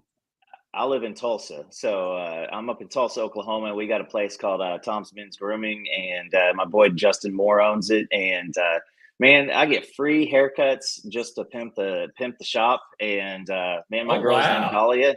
My girl's name's Dahlia. She's been cutting my hair for 9 years. And I went in to try this place out, and I was like, I'm just really not feeling it. Like, I'm a super cuts type of guy. Just get in, get out, get it done. And second time I came back, she remembered stuff that we talked about, my kids' names and stuff like that. And I was like, all right, from now on, we're good. So it's but yeah, no, that's clutch. That and if I go outside tomorrow, I'm gonna get burned though. Listen, I'm gonna tell you, because of my barber past and my barber history, my cousin, he's one of the top barbers out here in the Southeast. But I was looking at the fade, I was like, that's the fade. Like, that's a fade, bro. I might need to, when I come to Oklahoma, you know what I'm saying, just make sure I come talk to her. I guarantee she could hook me up. You know, I got the dreads and stuff, but I'm shaved on the side. She could hook me. If she could hook me up like that, we good. Hey man, you can ride with me, and you can even drink beer while you're getting your haircut. Don't you talk that talk to me. Yeah. We gonna got 4 cases in the trunk. Tell them be sharp. I don't play. Troublemakers. See what happens. That's what happens. Say you can't get that fade at Supercuts though. You can't. No, you cannot. No, you can't. And I'm just gonna say, I don't make. It's got to be a real barber. Sometimes. And I dove into the river about 10 years ago, and so I had 19 staples and 37 stitches in the top of my head. So I can't go much further down than this. Listen. I'm gonna tell you right now. She faded you. I was looking. I was like, this motherfucker. Did he go to the Boosie? Did he go to Boosie barber? I can tell you right now. I better not see no black man at no Supercuts. Ever. And listen, I was in Texas. Hey, white boys don't go there neither. Hey, they don't. And you know what, Jay, you know what's crazy? None of my soldiers, every soldier that I had that was at Fort Hood, because Supercuts was the thing in Killeen. Like, they brought Supercuts there, they kept promoting, they tried to push all the other smaller bits. None of my soldiers ever went to do Supercuts. The one that did was a scout. And when he went to Supercut, he went to Supercuts to get his haircut before he went to a promotion board. And when he showed up at that promotion board, guess what? All the NCOs and all the officers that was in there supposed to be evaluating, guess what they said? Your haircut's jacked up. Trash. Your haircut is jacked up, son. Get out. Trash.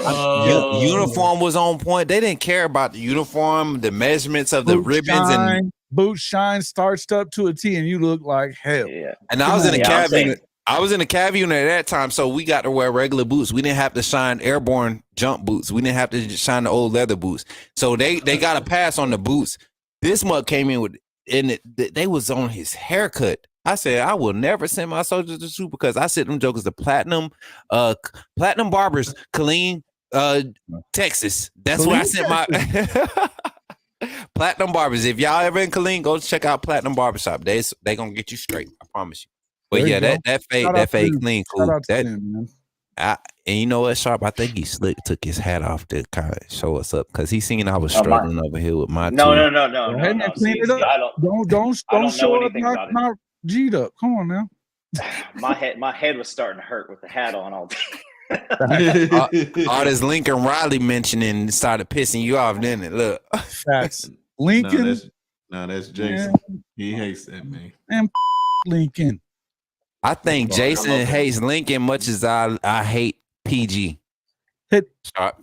As much as I hate PG, I think Lincoln. I think Jason. Which PG? PG over at Ole Miss now. Oh, DC over at Ole Miss. Yeah, I'm about to say they have a PG. Third and we golden. OU We're talking about third and golden. We were like, oh, you can't be going after PG. Our boy PG. Nah. I'm talking about old Pete Golden. That mud boy, Lord have mercy. Oh, third and golden. That's all you got to say. Third and golden. We get it. Man, he ain't even third and golden, because third and Grantham was better than Golden. Like, he was better. That's just what we hear from Ty. They call him third and golden quite a bit on Ty's show. Ty hates Golden. Ty hates Golden more than I do, and I hate Golden. But my thing is, Golden had Dylan Moses, the best linebacker recruit out of the state of Louisiana in the past 20 years. And you capped this man. Then you had Christian Harris, who's the best athlete to come out of high school football. Yes. And he converted to linebacker and showed his potential. And you never could call a play to put him in the right position for him to showcase that. Ever. Then you get Henry To'oTo'o, who's a transfer, one of the best linebackers in the SEC for 2 years straight. You get him as a transfer. You know what I'm saying? And you make him look like he's our like I Hugging Henry. I apologize right now on this Hall of Fame Jason podcast. Like I will apologize, Henry, Hugging Toa because I see you doing your work at Texas in Houston with the Texans. I don't know what Pete Golden did to you, but I apologize. I'm sorry. Hey, and I'm just saying, at one point, OU fans were totally stoked to either get Alex Grinch or Pete Golding. Oh, and good Lord. I think it goes the same way one way or the other. Oh. All right, so debate right now on the panel. Debate right now. No, we ain't going there. No, we got to because it's been said. And we're going to start with Brinsky. Pete Golden or Alex Grinch? Oof. Pete Golden. Wait, worse? You would take over the other? Who are you taking? I don't even think that's a runaway. I'm taking Pete Golden. Pete Golden. Pete Golden twice a day. Oh, you just don't know. Yeah, it's you just don't know. It's I mean, that's how bad Grinch was. That speed D crap worked at Washington State, and then he got walked out. He got walked out of Ohio State. He came here and he was an absolute joke. I mean, it's and I feel bad. Like Smook, you said this earlier, and it's like I don't do this so that people can shout out at the movie theater, and I don't do this so that I can make extra money or anything like that. I do this because I love investing. I love bringing truth. And, when you're talking about the ESPN content and the Chad Simmons and the jackasses that just are out there and they're just putting up big game boomer quality lists, like that's not why I like it, because these kids are out there working their tail off. I don't care if you play for a crap program or not. And I'm talking about you have kids at USC, you have kids at Texas, you have kids at Texas A&M, you have kids everywhere. Right. And these kids are putting hours and hours and hours of work in. And if you cannot, if you can't be a decent coach and you can't do the right thing when it's right in front of you, I mean, listen, I've never coached football one day in my life, but that don't mean I can't see things. I got two eyes. God gave me both of them. Mm-hmm. These glasses, I mean, I can see pretty well without them, but I'm just saying it's like for them to think that we're fools all the time. And you see these things. I mean, the Alex Grinch, I mean, he was, God bless, up there in Wisconsin, right? He's up on the Wisconsin staff now. So it's I mean, Alex Grinch was terrible. Wisconsin, though, that's a culture, bro. And that's why I said with Alabama getting Colin Hitzler from Wisconsin, Mo Linquist from Buffalo, that's dangerous right there, right? Like you look at development wise, that's dangerous. And then you add the Alabama brand to it, it's not going to be hard for those guys. And that's what I've been saying, man. This 25, 26 class of Bama recruits of secondary guys. And I think B Sharp is probably more excited about it than I am because I'm a wide receiver guy. You know what I'm saying? I'm more on the offensive side, but I look at Juice, I look at Barney, I look at Lee, I look at, I mean, all of these secondary recruits that Alabama is starting to get, and then also the guys that they were able to retain, Smitty, Malachi Moore. You get Damani Jackson to commit before Saban retires, and he stays because of his staff, right? Then you get guys like Keon Sabb. Yo, Michigan they're going to be sick seeing Keon Sabb go in the first round. They're going to be sick. And how many guys on Golding's staff or Grinch's staff, like Kool-Aid McKinstry, that guy should have been a top 10 pick. I mean, he still did decent, but I mean, at the same time, I mean, you got guys like Perion Winfrey and Isaiah Thomas, all these cats on Oklahoma who just absolutely got misused. Isaiah Thomas, talk about that, bro. IT took 5 years to become IT. And really, I mean, these guys will not shit on Alex Grinch or Lincoln Riley still to this day. Yeah. But Perion Winfrey will because he's got Perion will. Loose, but yeah. He's got a few. But how many of these dudes? Who's the linebacker that you said he was big striker? Striker, right? It wasn't striker. No, Bama. Bama. Blackshire. Kendrick Blackshire was another one of them. But no, you guys have defensive ends playing linebacker that could have just been all world everything, but the defensive coordinator couldn't get out of the damn way. Drew Sanders. Is that who you talking about? Drew Sanders? No, you said his name. You say his name a few minutes ago. Is he still there? Or is he gone? He's gone. Man, let me say Ian Jackson, Drew Sanders, Kendrick Blackshire, dang it. 3 years ago. Dang it. Dylan Moses. Moses. It was Dylan Okay, Moses. yeah. No, you said Christian Harris. No, Christian Harris and Dylan. Christian Harris. But both of them, man. Hey, Sharp, come on now, bro. You another former. You're biased Bama. Let's be real. We're biased Bama. Dylan Moses and Christian Harris, they should have been like the next Reuben Foster and Dylan, like Mac Wilson type junk. Or come on, man, Mosley. Coach, you fall out on us, Coach. Did you fall out for a second there, Coach? Did you pull a? No. I was looking at some things here. Oh, okay, okay. I just had to. I mean, and I'm thinking like Pete Golden is that bad, man. Dylan Moses, he's not as bad as Grinch though. There's no way. He is not bad as Grinch. No way. I mean, ain't a damn way in hell. He learned from Saban at least. Come on now. Okay, time out. Somebody put me on. Give me Grinch's history right now. Somebody, I did give you a comparison. I started personal feelings. Give me Grinch's history, where he's been, time span he's been, and then that's all I need to know. They'll give you that, but I would say Grinch would make Pete Golden look like Kirby Smart on defense. Think so? Mm-hmm.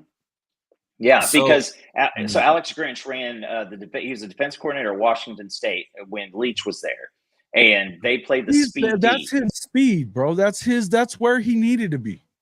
Yes, so that's where he needs to be. But he was playing a Texas Tech style defense where let's just be honest. When you went to when the spreads, and Coach, tell me if I'm dead wrong on this, but why people go to the spread and why people did the triple option and why they still do it is because lesser talents. And right. You go to the spread because of lesser talent. You can't hold up front. You can't have wide receivers who win one-on-ones. And so that's what he was trying to do at Oklahoma. He tried it at Ohio State, and he got bounced at Ohio State. They were happy to see him go. And they went from a defense that was showing out at Ohio State. He started being in there, and then it went south quick, and then he shows up here. And now, granted, we went up with Alex Grinch over Mike Stoops, and that's how bad that was. So this is what I'm saying right here. Him at Wisconsin is definitely not going to translate. It's not going to produce any productivity because Wisconsin just don't have the means to compete in recruiting, right? They really have to lock down state. And they got the guy they need up there though. I think Luke Fickell does it everywhere. He should have been, but you know what? Ohio State's coach already. He should have exactly, and that's the thing. Like I think Luke Fickell is getting the short end of the stick. Yeah, being stuck at Ohio State. I mean, at Wisconsin. Well, I can't believe he took that job. Right, like I think he should have stayed as Fickell was an OC before he took the job at Ohio State. I mean, Wisconsin, right? He was an OC, right? Generally offensive minded. Or was it DC? Who's that? What'd you add? Put me on game. I'm trying to remember. Was Fickell a defensive guy or offensive guy? Coordinator wise, defensive guy. Okay. I think Fickell should have looked into pushing for that Ohio State DC job more than trying to get a head coach job. Same thing with Billy Napier. He was a head coach. Urban bounced him when he got there. And that's the thing. Like, same thing with Napier. I think Napier would be doing so much better career wise, not as a coach, but career wise. As far as your resume, I think Napier would be doing so much better as an OC for any major program that's buzzing right now. I feel like Napier could be that guy. And then being in that system, wherever the winning program is, like if he would have been an OC at Bama, which I think he would have fit in. He would if Napier would have took the OC job at Bama this year, even with Saban retiring, I think Kalen DeBoer would have been like, you know what? I'll keep you, Napier. I'll keep you as my OC. We'll fight for you to get your raise, right? And we'll bring Shep, we'll bring Sheridan, we'll bring Cap, we'll bring all these guys under you as your coordinator because you have a good offensive mind. You don't know how to manage a team just as good yet, but you got an offense. And this is what college football is becoming, y'all. This is what college football is coming. You got to go out and get guys who understand, okay, I'm an offensive guy, I'm a defensive guy. This is what I need. This is guys an offensive line guy. No doubt. It didn't have to be that for up until the NIL. It didn't have to be that up until NIL. So that's and that's when you start looking at Lincoln. That's what we were saying is that the problem with Lincoln is he's saying all the right things out there, right? He's saying all the right things. He hired the right guys, but then you stop short and don't get rid of the strength and conditioning guy, which is a big problem. A big problem. Huge problem. The biggest problem. And look at Coop. He was ready to jump on that. Jump on that one. Yeah. No. I was just saying Fickle was at Cincinnati when they went to the playoffs. Yes. So he's already head coach. But I mean, he's DC. But I agree with that because you look at guys and you wonder, like, are you really cut for and I'm going to say Jeff Lebby. I mean, I don't think Jeff Lebby's ready to run a program yet. But he would be a great offensive coordinator, though, right? Yes. Well, I'll back down on the great offensive coordinator. I was going to go there. They didn't think he was at Oklahoma. No, we were very ready for him to leave. I know. That's why I was going to let him have. I think he was handcuffed during that. And I'm gonna say this, and I'm gonna stand by it. I know y'all Oklahoma followers and y'all inside, but I think Lebby was definitely handcuffed at Oklahoma. I think he was handcuffed. Same thing I said with Sarkisian. Under Saban, Sarkisian was handcuffed. Like, Sarkisian was just bold enough to say, "You, Coach Saban. This is what I want Jalen or Tua to do," and that's what he did. Like, and Kiffin has maintained that same persona. He's better as a coordinator as well, though. Kiffin is one of those guys where I think him being the head coach. Sark, bro. Sark. Oh yeah, Sark too. But Kiffin too. I think both of those guys right now and what college football has become. Lebby wasn't handcuffed enough. If you look at what college football has become now, Kiffin and Sarkisian could be your highest paid offensive coordinators in the game right now. Same thing with Dan Lanning. Dan Lanning could be the highest paid defensive coordinator right now in the game right now. Yeah. But college football, collective, and all that stuff limits what a coordinator and a offensive coordinator and defensive coordinator can be paid. My thing is, why are we forcing the guys into the head coaching jobs? It's killing them. Lincoln Riley's being killed right now. If Lincoln Riley was the offensive coordinator, we would not be on his shit right now. We would not be dogging him right now if he was an offensive coordinator. You know why? Because Nick, you look, there was Coach Stoops made him run the football. In fact, he helped Lincoln be a better offensive play caller. By the way, he made him run the football because Lincoln is the first one out of those Leach guys that learned to run north and south in the air raid. Be sharp. You said it the other night when we was talking. He was that guy, but he forgot about it last year, though. He forgot about it last year. He's got a kid that was, by PFS standards, he was the number one running back in the country, and he got 10 carries a game. Had 111 carries on the season. That's not even 10 carries a game.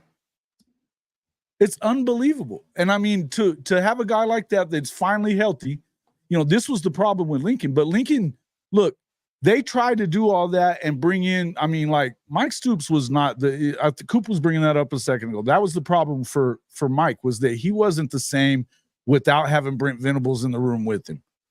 And that was clear whenever you sent him to Arizona and he couldn't handle the job. He couldn't handle the job. Right. So, Bob actually brings him back and wants to have the same issue. This is the reason that BV left and went to Clemson, which, you know what? Perfect thing for Venables to do. He needed to go learn a different way and have his own autonomy as far as being the defensive coordinator. But the one thing that I've said this a bunch, and I've been wanting to ask Coop what he thinks about this, and Coach too. To me, I've wanted to see Oklahoma and Coach Venables he's given too much autonomy. He gave way too much autonomy to Jeff Lebby. I don't want to see that anymore. It's your record. You need to have your hands in it and say, this is the game plan that we have. This is how we're going to do it. I don't want them to.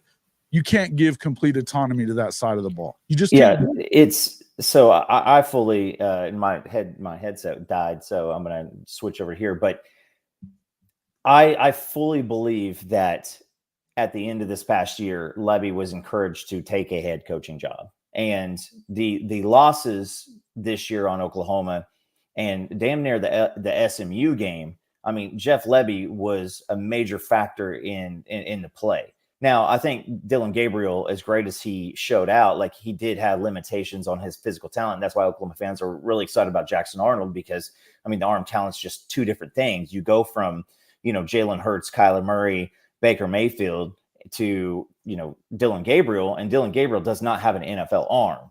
He doesn't have NFL size. And so he didn't have that capability. But it just the offense in general just was such a catastrophe all year long.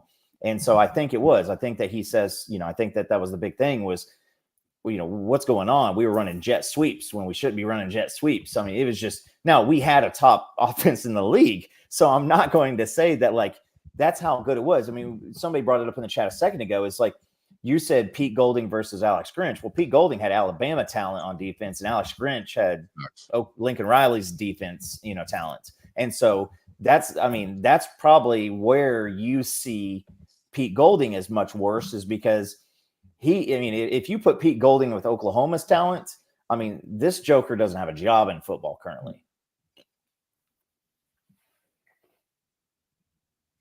No doubt about it. No doubt about it.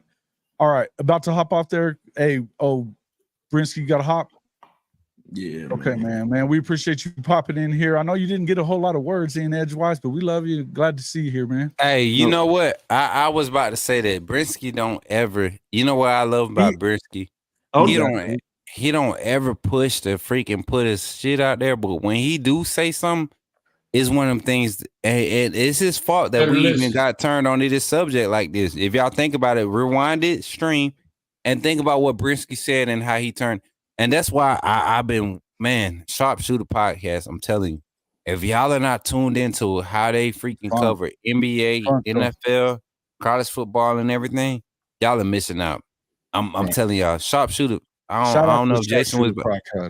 Jay, right? He a dog, right? Like it's almost scary. Like you know what? If I was selfish, if I wasn't trying to freaking just build the industry, I would not promote this food because he really is a dog in this shit. Like, bro, you will minimize me for real. If I was scared, but I love what you do, I enjoy what you do. So, man, if you like NBA talk, that's the place to hang. That's right him. That's what I'm saying. Like, bro, I watch his. Absolutely. I don't even care to cover the Lakers because I'll go and watch him. He gonna test my boys. He gonna test. Hey, what does NBA stand for?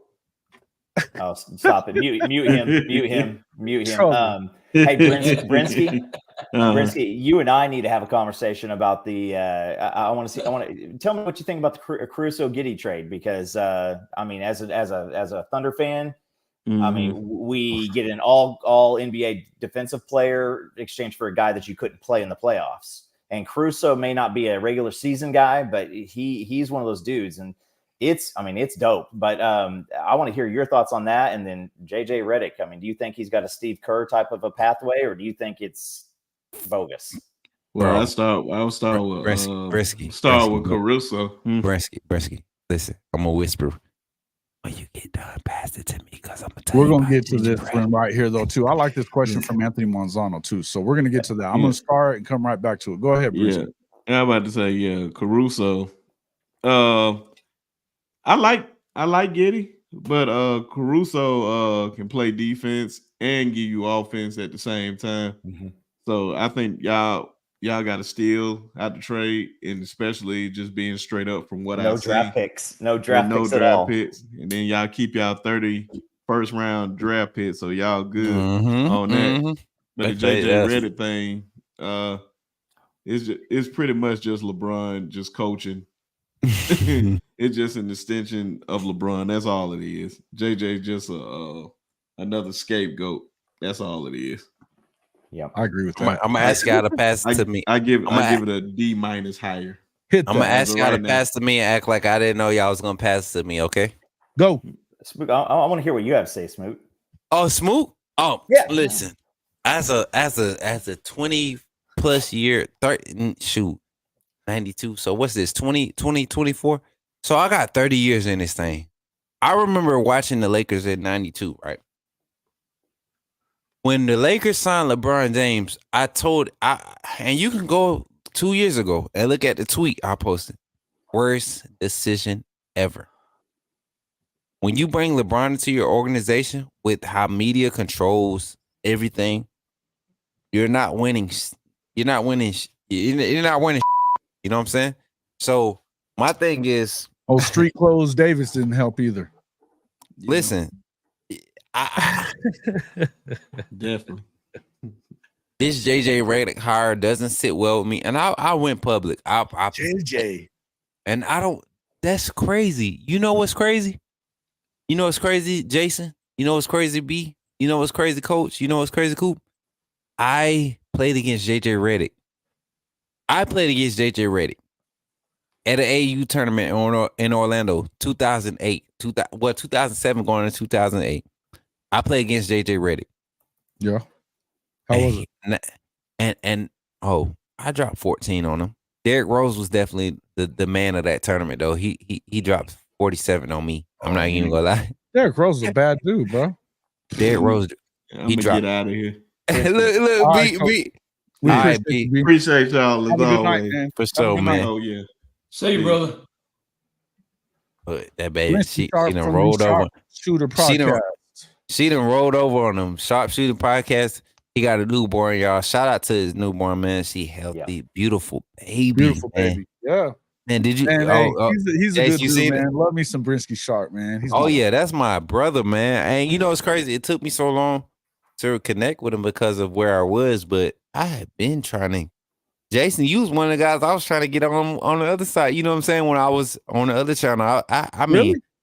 yeah, man. I didn't know that. That's what's up. Unfair. Top put me on to everybody, and I was like, man, we need this over on this side where I'm working right now. We need that. Like that'll be the explosion. But bump it. But anyways, JJ Redick hire to to the Lakers. That crap is a joke, man. There's no way that you put any respect on like. And I'm not disrespecting JJ. I'm not disrespecting AJ, but he ain't been on no analyst. He ain't been no assistant coach. No, they just think that they're gonna. To me, this is a situation kind of the same that you had with Chauncey. Chauncey never coached anywhere. Same with Jason Kidd. Never coached anywhere. They just want it because they respect the guy.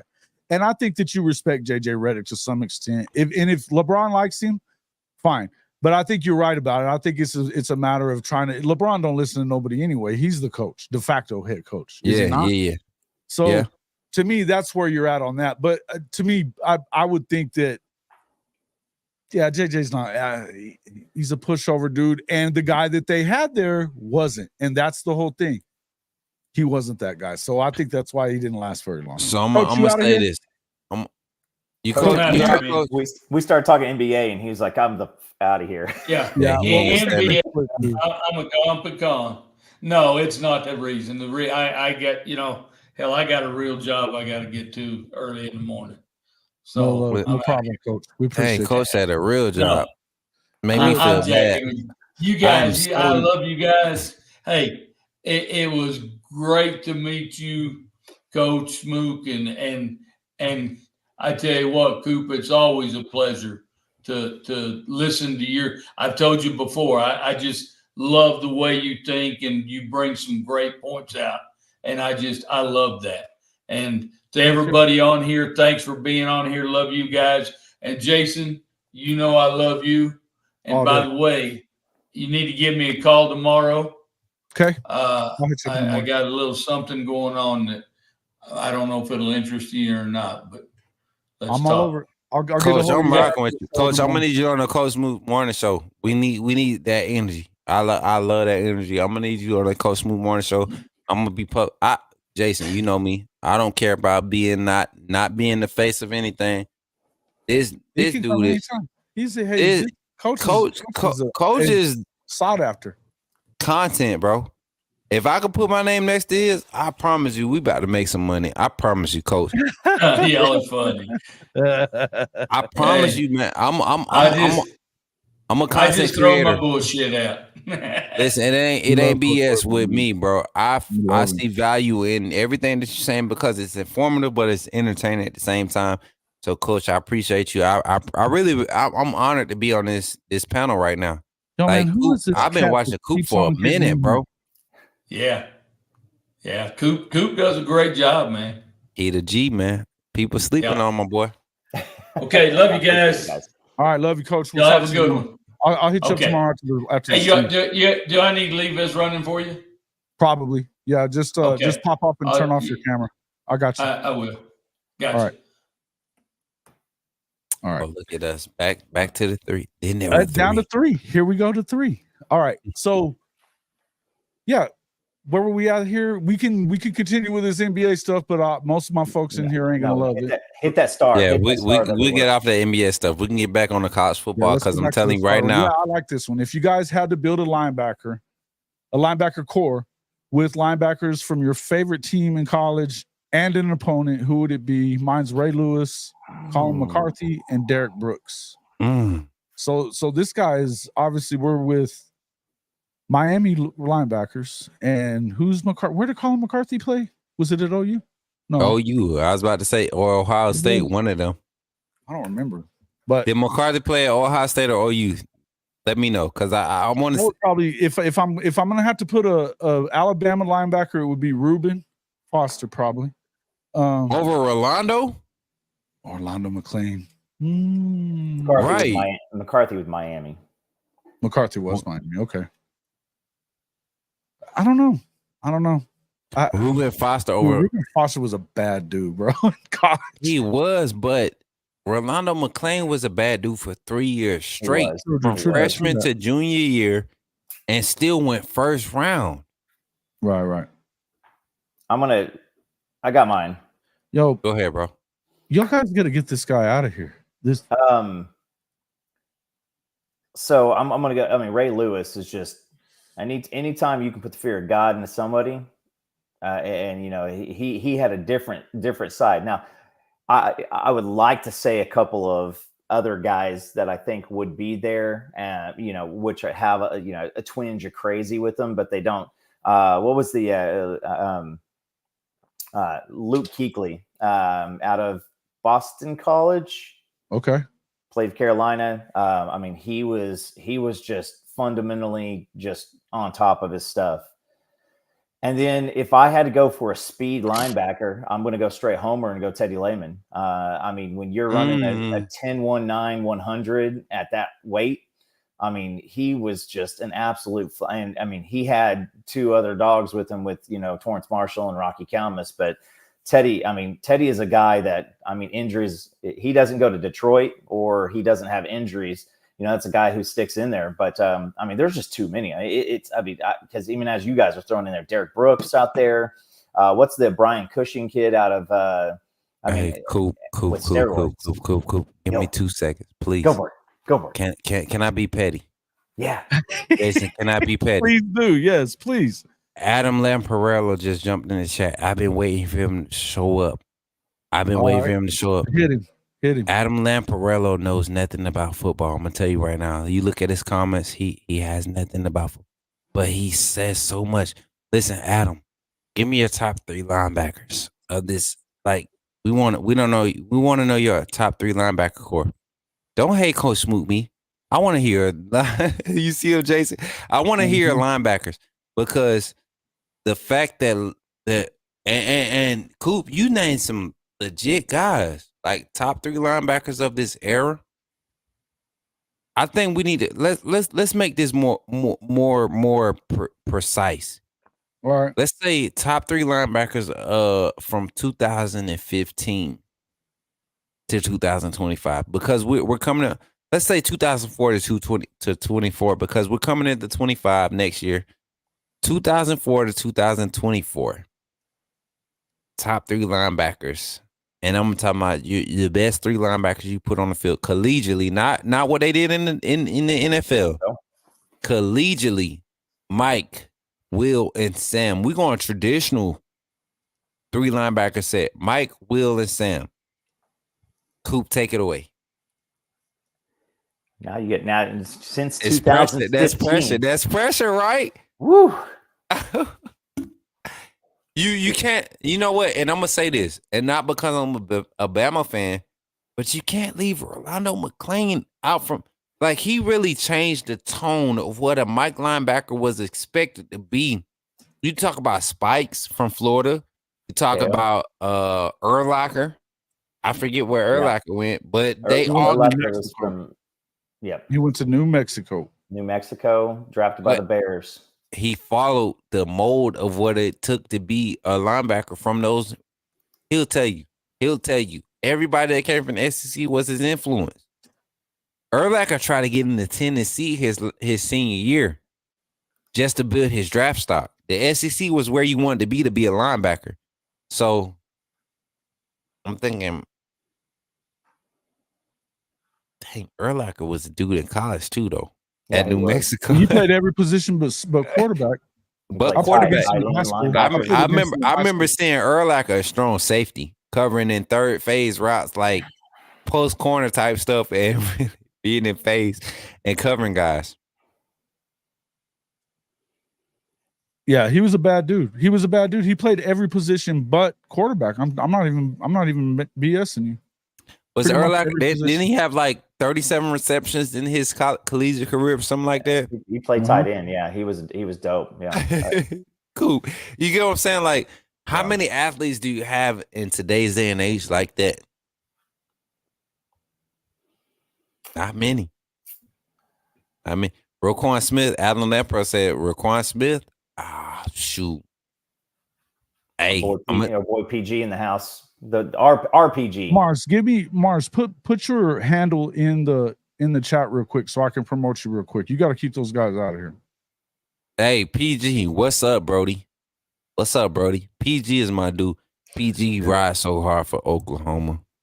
He's the man. My God. And I'll say this about PG. PG has the conversations that he's having with some of these kids, and he showed me a screenshot from somebody who just committed to somebody else. And this guy says, "Do not lose my contact because I might be back. I dig you as a person." I know who you're talking about. And that's what you know what I feel like. And Coop, I'm glad you're here. I'm glad you was able to say something like that, because at the end of the day, I know for a fact I know who you're talking about. But because I respect what PG's done to get in that relationship and that space with that player, and that same player has told me, "Hey, don't get too hyped, Coach Smook. I'm on my radar, but don't get too hyped. I love Oklahoma." I know. He was like, "Man, I talked to so-and-so." Okay, bet. Boom. And that doesn't bother me, because I know at the end of the day, I was like, "Hey, if you got any problems or you want some real stuff, go talk to my boy over here." You know what I'm saying? I gave him J contact. I gave him PG contact. I gave him unfair. I gave him bruh's contact. I was like, "Bruh, talk to them." And so we doing something different, y'all. I'm telling y'all, we got to stick with this. You're killing on Adam Lamparello, but he's popped out a couple of pretty decent ones, bro. He's got Google. Listen, yeah, he got Google like a mug. Hey, I would say Adam don't. Hey, listen, Coop. I'm glad you said that, because Adam don't mind paying for some of them message boards memberships from all of them sites. Ohio State message board, Bama message board, Florida message board, Ole Miss message board. He got all them freaking message boards memberships. He got on a subscription. Adam, you don't get no respect from me. You know I don't care. I let him know. Adam Lamparello been messing with me since Bama football on YouTube, and I'm telling you, every time he came at me, he's had to come back and apologize. He's had to come back. I don't know why he ain't learned his lesson yet, but Adam, stop listening to Mr. HEN, him. Stop listening to him. You better stop wasting. You be wasting your data listening to that bum when you can literally come to all three of us on the planet and get the real stuff. Stop it, Adam. I'm sorry. I'm back. All right. Jason letting me act up. That's why I love Jason. He let me act up a little bit. Hey, this is Talk Your Shit Thursday. What do you mean? This is Talk Your Shit Thursday. This is what we do. All right. Arch nemesis. Yeah. Arch nemesis. I love it. All right. Glad to, hey man, but you can show up in here anytime you want there, Adam, and we'll let you talk. We'll let you talk. And that's what I respect about Adam. Yeah. That's what I respect about Adam. He's never been hidden about disagreeing with me. But when I'm right, Adam comes back and say, "Oh damn, Coach Smook, you so." And Adam, I'm 10-0 against you. Stop it. Stop doubting me. At this point, stop doubting. And Coop will tell you. Coop, let's tell him. A Kylan Deer? Am I tripping about a Kylan Deer or what? You know what I'm saying? And he's not even an Ole Miss coverage guy. He covers recruiting. Am I tripping about Kylan Deer coming? No. You get what I'm saying? So Adam, give me my respect, man. Hey, I got another linebacker that just popped in my head too. Because dude, don't tell him. Don't tell him, please. You don't tell him. Okay, here we go. I'll give you clues. Okay. He's a Brent Venables guy, a Swiss Army knife, played all over everywhere. Do you know who I'm talking about? Miles Johnson. Is it Miles? Because I know Lane Miles are real tight, and Miles is committed to Alabama. So so Miles Johnson, I'm gonna say this, and bro don't have to reveal it. I'm gonna say this. I've been saying it without saying it for the past few lives. Miles Johnson, if we had to have a 25 linebacker commit to decommit and flip, it's going to be Miles Johnson. One, because he fits the mold of the linebacker that you want in that Ole Miss defensive scheme. Two, Lane Kiffin knows how to show in-state Alabama kids what they can get on the backside of Alabama. Mississippi is just the backside of Alabama. Just like Mississippi believe that Alabama is the backside of Mississippi, Alabama believes that. And so a kid like Miles Johnson going to Ole Miss makes sense. It makes sense. And he's a quality, highly touted 4-star linebacker. To have him flip, that would create momentum for other players. And Miles Johnson knows that. So that's all I'm gonna leave out there. All right. Isaiah Simmons is a winner to me too. Yeah, I'm with you. Yeah, Isaiah Simmons, who I was talking about. That he going to OU. Isn't he commit to OU? No, Isaiah Simmons. He's in the NFL. He's in the NFL now. He went to Clemson. Linebacker. He went to Clemson. Yeah. That was Peter Ward. Peter Ward. Is it Peter Ward that came out of Alabama? That John hurt my feelings when he commit to Clemson. Dang, Trojan Fight took a shot here. He said just a hair above overthrow Joe Milton. Trojan Fight. So check this out. Hey, Jason, I got something for Trojan Fight. I know Trojan you do. Fight. I knew this was coming. We got this event coming up, right? Alabama versus Georgia tailgate. Coach Smook. Go ahead and purchase a general admission ticket. I'll even cover you to come to the VIP seating area, right? Where we're going to have the game projected. Trojan Fight. Go back to that comment. What he say? Miro is just a hair above. I'll go back to it. Just a hair above Joe Milton. Listen, Trojan Fight. When Miro goes for 350 plus against Georgia and 80 plus rushing against Georgia, where this past year he literally Coop, did you watch the Georgia Bama game in the SEC championship? How many underthrown balls did Miro have where the DBs were just getting cooked? How many? I don't remember. It was too many, right? I mean, Miro underthrew Jermaine Burton on the first 3 passes he threw to Burton. He underthrew Hale on the deep crosser. I mean, not Hale, but what's the tight end? Knee Black. He underthrew Knee Black on the deep crosser.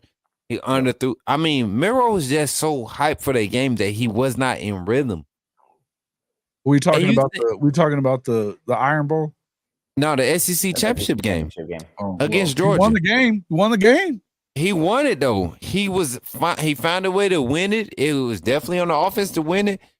And the Iron Bowl, The Iron Bowl, Auburn's going to show up. Anytime they play at home, they're going to show up. I don't care. But Miro at home against Auburn this year, my God, this might be like NCAA cheat codes type stuff where you're using the quarterback too long. You know what I'm saying? The guy seems cool, but he on that crimson cool.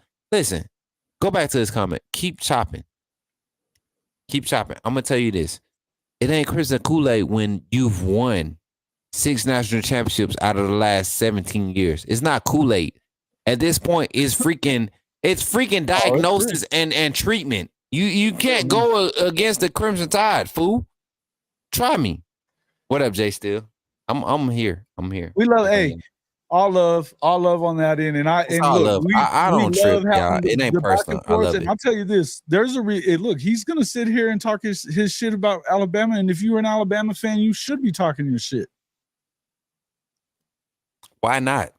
Jason, why not? 6 natties under Saban, 6 in 17 years. That's a lot. There's not a program on the planet that wouldn't trade. I mean there's not a program on the planet that would not trade. Even if you guys went to absolute shit for the next 10 years, it'd have been worth it for the past 15. And that's the thing. Georgia did it for 40 years. Georgia fans did it for 40 years, y'all. Georgia fans talk shit to everybody in the SEC because they was able to win 9-10 games for so many years. And you don't think Alabama fans are going to hold fired and got Kirby in there, right?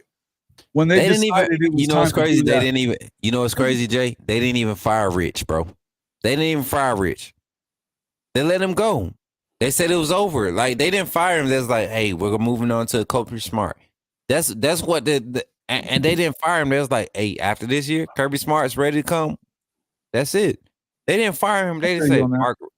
They didn't end the season with an offensive coordinator leading the team. I'm gonna give Trojan Fight some love on what he's saying here. And this is your question. If you're looking at Alabama as a true championship contender this year, you got 2 questions in my opinion. You got 2.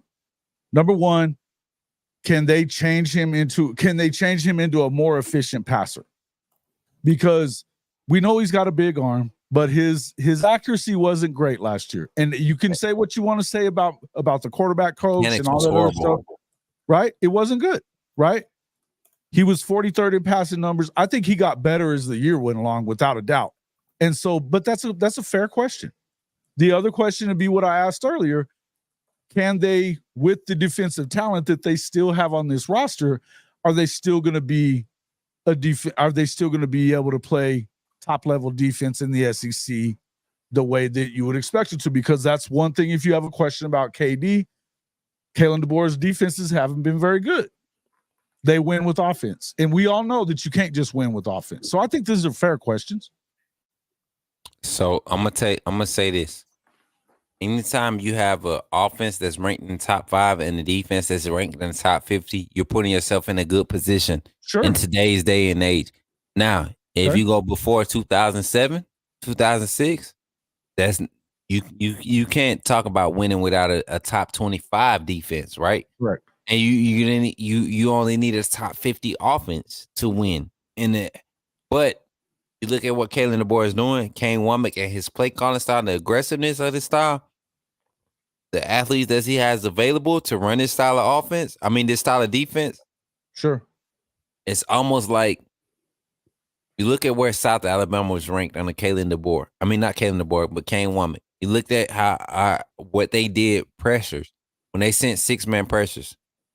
87% pressure rate, or I think it was 37% creating turnovers. That was number 7 in the nation. But their efficiency rating, 26, was South Alabama. And South Alabama plays in the Southern Conference, or what is it called? The SBC, or Southern Belt Conference, or whatever. With all these the Sun Belt Conference, all these high power officers, spread officers, air raid officers, and they were ranked number 26 in the nation. Alabama last year was not in the top 20. They were not in top 30 as a defense, and they were one stop away from being in the national championship. So you don't think?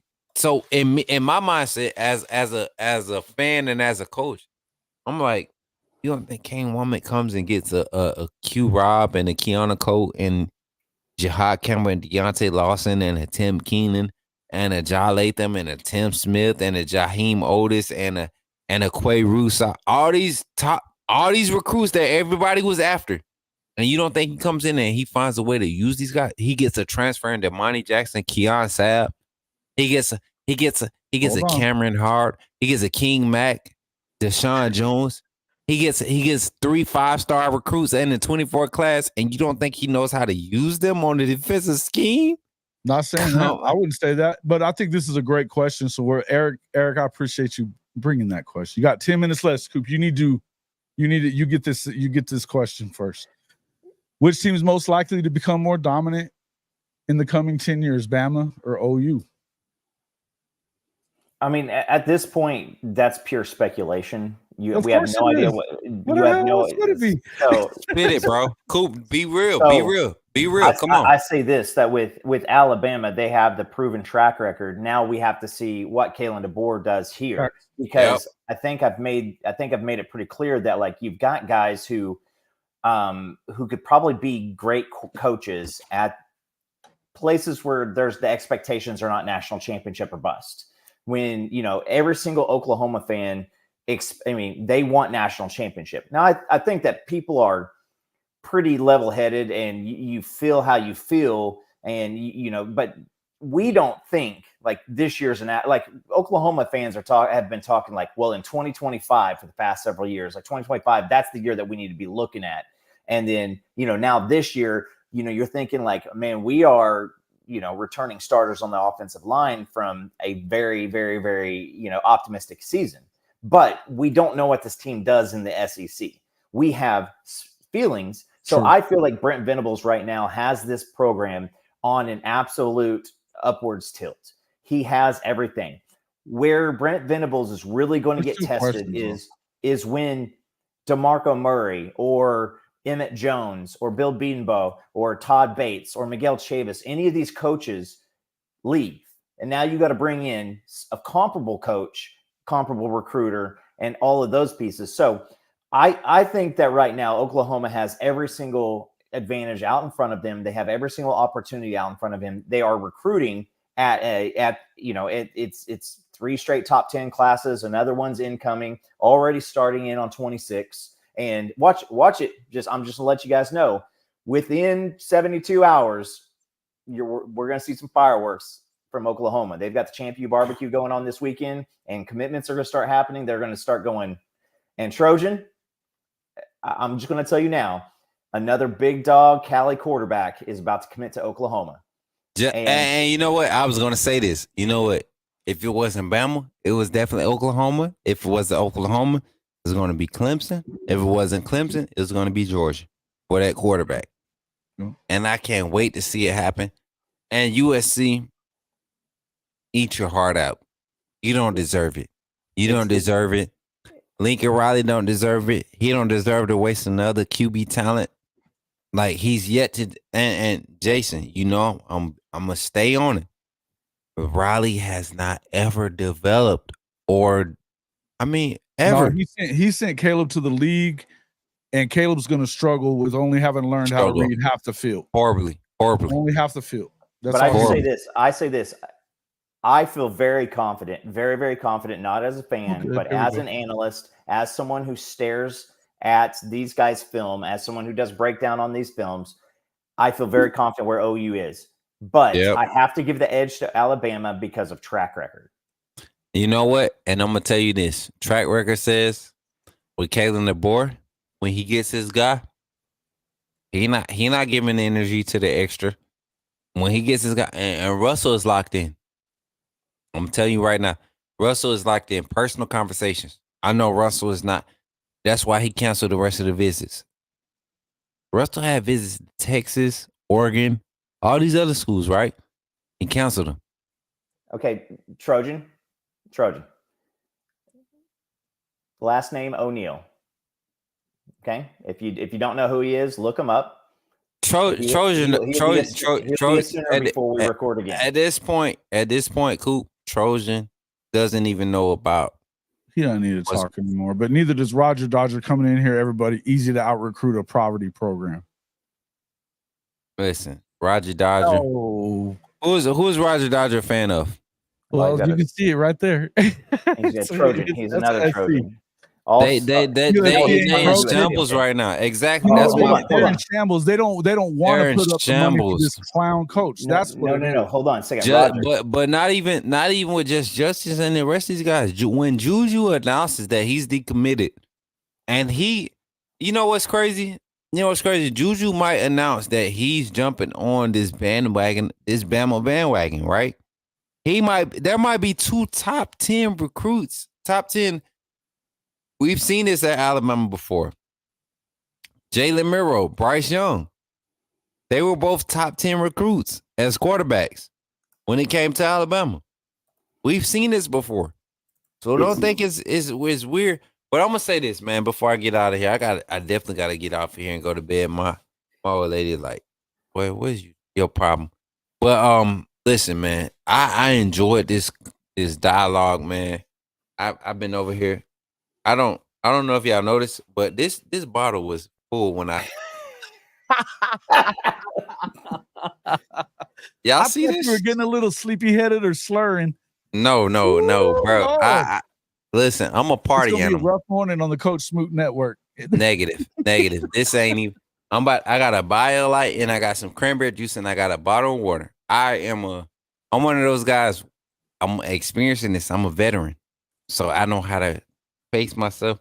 But Coach Coop and what's the other young Roy Bell, they got me hyped, man. And then Jay trying to be, I'm gonna tell y'all, Jason be trying to be petty. He brings I'm petty. He bring my little brother Brinsky on B Sharpshooter podcast. He bring him on, and Sharpshooter don't need to say much. He know how to hype me up. Man, I messed around and poured some more of this, and I was like, yo, time out. Wait. And I was listening to him, and this is why I say I don't like to come on y'all shows, because I'd rather just listen, because I could pour my drink and listen and not be embarrassing myself. But hey, Jason, I appreciate you for bringing me on 100%. Coop. Great to meet you finally in person, man. Yes, I can't wait to have y'all boys on the Coach Smook Network. Jason, you know how the Coach Smook Network get down. We go hard. We go crazy for supporting our people. And Coop, I'm gonna be reaching out to you, man. I'm gonna be reaching out to you. I am all about community. I'm all about growth. I'm all about just great content. I feel like we did something great tonight, and I want to thank y'all boys, man.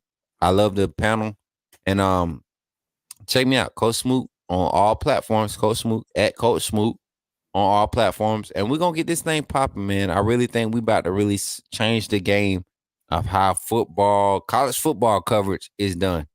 People want this. People want this. Bro. Oh yeah, they do. Well, I'll see you out there tomorrow. I'll see you out there in the morning as I'm getting ready. 100%, man. I'm about to do about 30 push-ups and go pass out. Have fun with that. All right, man. Thanks for coming in, man. We appreciate you, man. We appreciate you. All love. Absolutely. All right, man. Look, I got to leave y'all with this. A roll tide. All right on, bro. We'll let him. All right, man. We appreciate everybody in here. Now, I thought he was getting a little slurry.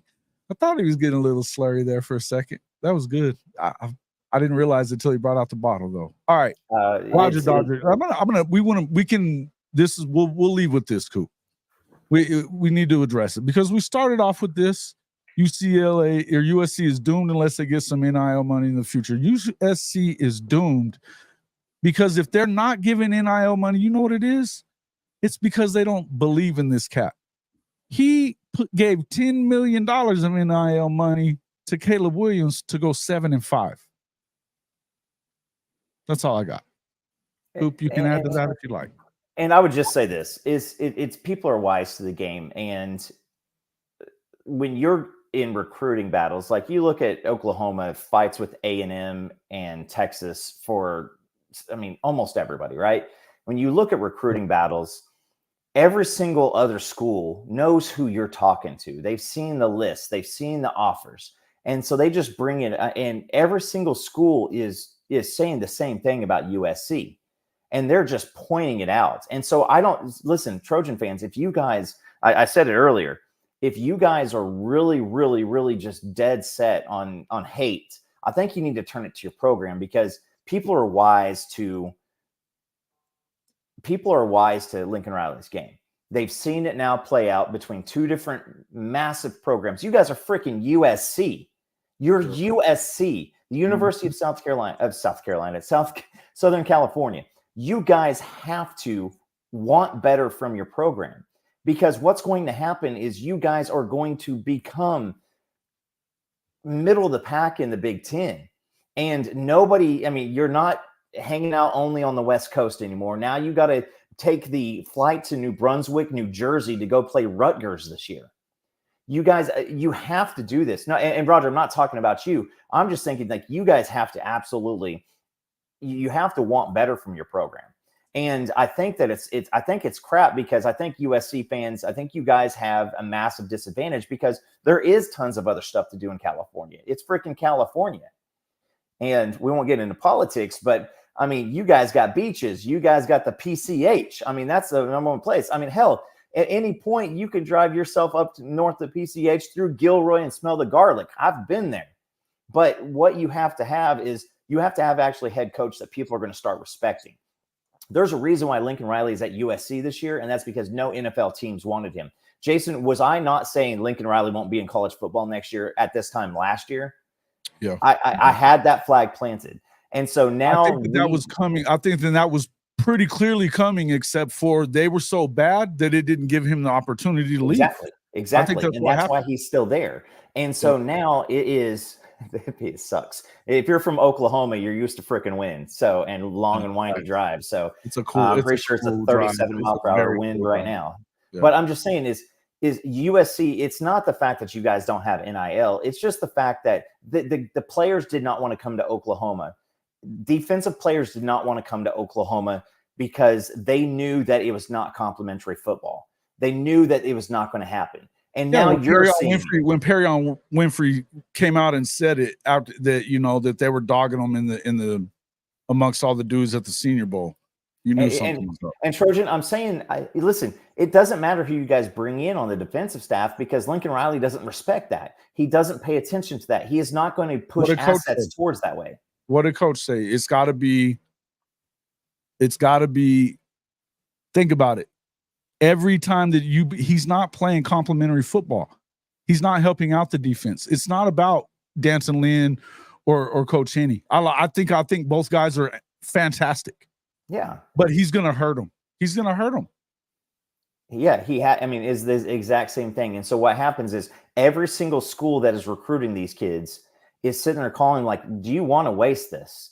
Do you want to waste all your time here? Because guess what? You're going to be out there. Your offense is either going to have a quick 3 and out or a 2-minute scoring drive, and then your ass is back on the field, and you're running 100 snaps a game on defense. And you can't recruit the level with NIL. You're already hurting, but then you can't have the competitive depth.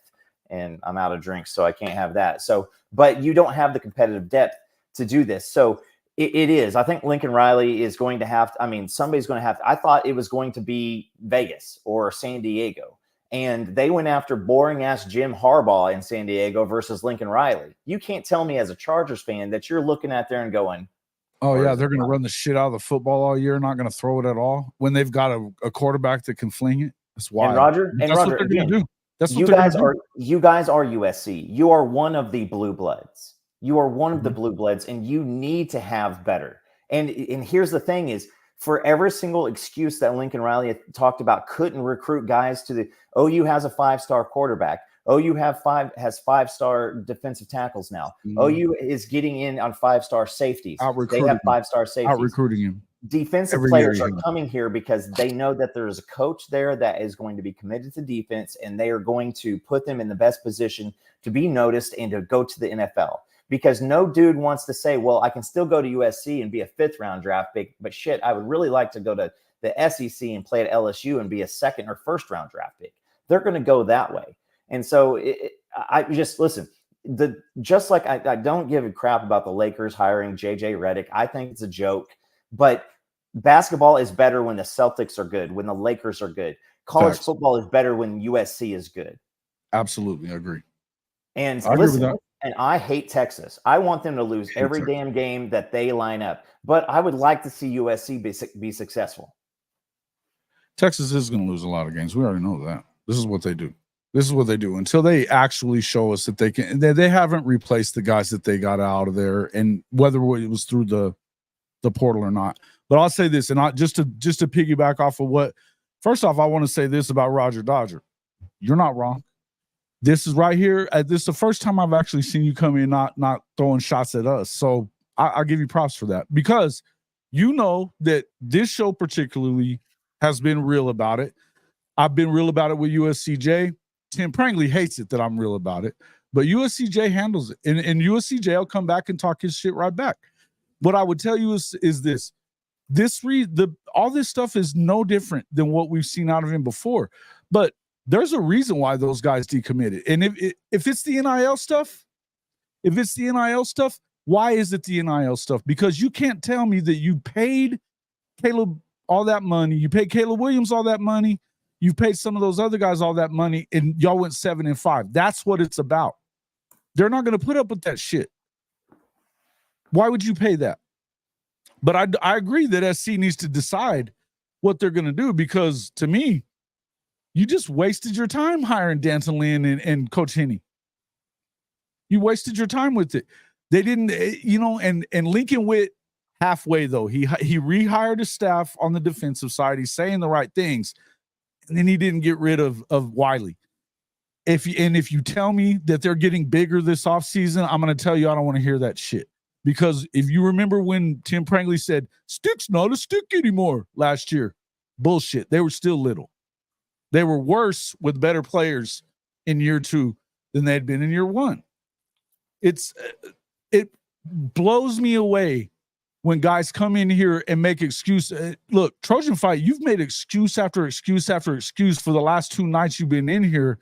And I'm going to tell you that this is why Lincoln continues to not get it done, is because y'all listen to his excuses. Because that's what he does. Yeah. He makes excuses. And on the NIL fine, Trojan, you ask a good question here, is why is it legal but not transparent? I think that the hearsay is more powerful than the truth. And these guys will end up speaking to each other. But again, at the same time, I mean, it's I'm going to keep it as PC friendly as I can right here. It's a pissing contest, right? It's who's got the bigger Johnson. And so these kids aren't going to share the numbers that they're getting. Some of the numbers that was thrown out for Jalen Rashado or Nico Emil, whatever. And, some of these cats, like, these things are nuts. Like, some of these stories that are promised, a lot of these things just go absolutely crazy. And so, I full on the NIL piece.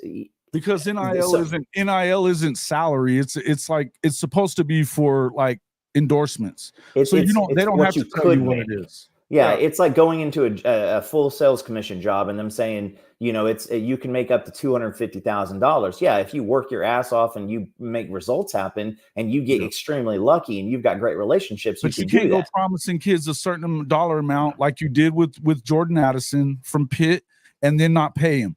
And you can't do that. And then if we're talking about during recruiting season, you've got 2 5-star guys that you locked in from Georgia, and you miss the payment. Ooh, that tells you more about what they think of Lincoln than it does about Lincoln. It tells you more about what they think of him out there, because they would never allow that to happen if they really were bought into Lincoln Riley at this point. And if you're Lincoln Riley, you better pray to whatever God you pray to that Cliff Kingsbury has some success out there in Washington. Mm-hmm. You bet. I mean, he's got a quarterback that can do that for him. And I still don't understand how that guy continues to get jobs. I mean, that's neither here nor there. But I just say this, you have to absolutely you have to hope if you're Lincoln Riley, because your shine is gone. Now you're looking like a punk for backing out of, he bailed out of OU because the SEC moved. and then he was openly frustrated about the Big Ten move at USC, and then his trying name to get was out getting, of LSU, trying to get out of, and then did get out of the Ole Miss, because you know why that is? He got out of Ole Miss because he knew that freaking Lane Kiffin was about to make him look like trash. And Jason, look at what Lee just put.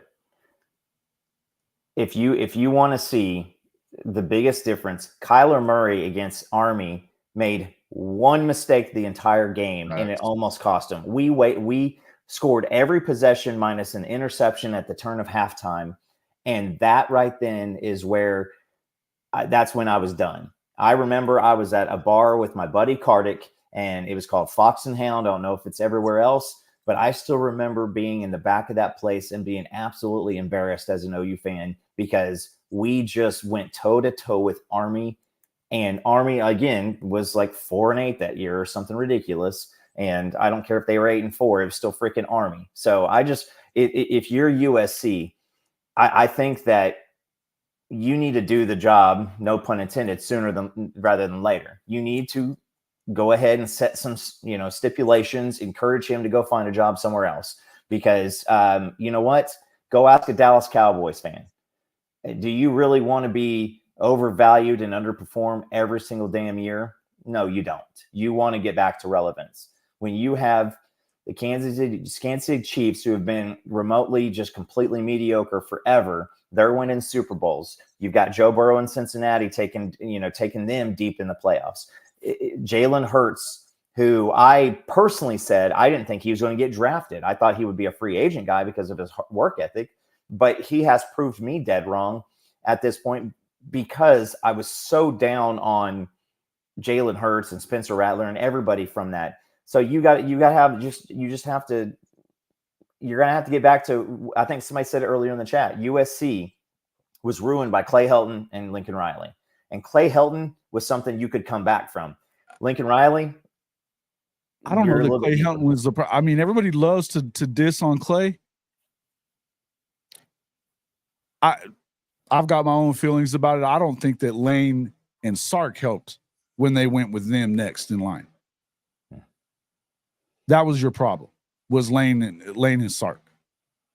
Well, I'll just say this is, I say it. If you guys are hearing me, you USC fans, if you're hearing me, you guys deserve better, and you guys should demand better. Absolutely. Absolutely.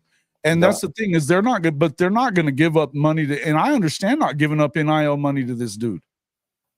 And look, what I heard on USCJ this morning was don't blame it on Danton Lynn and Coach Henney. And then he said, don't blame it on Lincoln.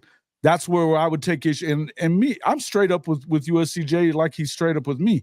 I would tell him, you're wrong there. You're wrong there. Because the reason that the NIL isn't paying up is because of Lincoln. He makes excuses. He literally threw Grinch under the bus over and over. And I mean, Grinch must have something on him, bro. Or he must have something on Grinch or something that he owed him big. Because I got to tell you, unbelievable to me why you would let him throw you under the bus like that, ruin your whole career. You know, I don't think that. Yeah, but look, I'm not saying that he was the right guy for that job at SC, because he clearly wasn't, right? And you know that Basham, you're 100% right. Yes, he did. When he threw his breadwinner, the only reason why he is still relevant in college football, when he threw Caleb Williams, so again, why you're throwing your defensive coordinator under the bus, you're throwing the university under the bus, you're throwing the collectives under the bus, you're throwing your defense under the bus, your star Heisman winning quarterback. The only reason why people are, even paying attention to USC. It's just, you got to get rid of Lincoln, because I promise you, if you're going up against San Jose State, Stanford, Oregon, Oklahoma, Georgia, Nebraska, whoever you're going up against for a recruit, they are pointing out every single one of these things we're saying. Yeah, they should have went after Gary Barnett, not freaking. And don't go over Eli Drinkowitz, because if you guys think that, oh my God, Eli Drinkowitz, my God, understand that they've had one winning season in a decade. So I mean, who said drink? No, nobody. I'm just saying. Oh, I was I'm going to just say saying, somebody's don't- getting a timeout for that one. don't Don't go bring in that and- green shit in here. Yeah, don't be the guy who offers the $1 million to the free agent who had his first good year ever, because he ain't having that year again. It wasn't just Grinch's fault, man. That's what I'll tell you. Look, I don't think Grinch is good. We've never said that in here. But it doesn't matter if you're good or not if you don't play complimentary football. I'm just saying. If Grinch wanted to throw himself under the bus, he'd probably mess it up somehow. So he couldn't throw himself under the bus. Yeah, no doubt. Hey, we've run through this quite a bit, man. And I appreciate everybody coming in here. We can go on 3 hours and 20 minutes. I got to get to work, and I know that it's Betty bye time for our boy Coop here. So, guys, I'm gonna say this.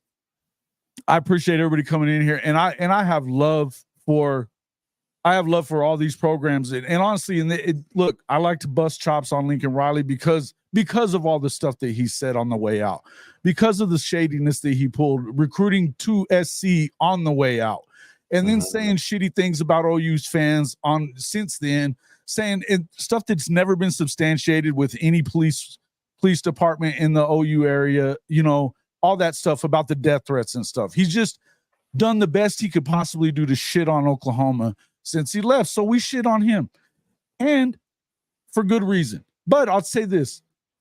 I've always had respect for USC. I hated it when the beat down that you took in the Orange Bowl Oklahoma did.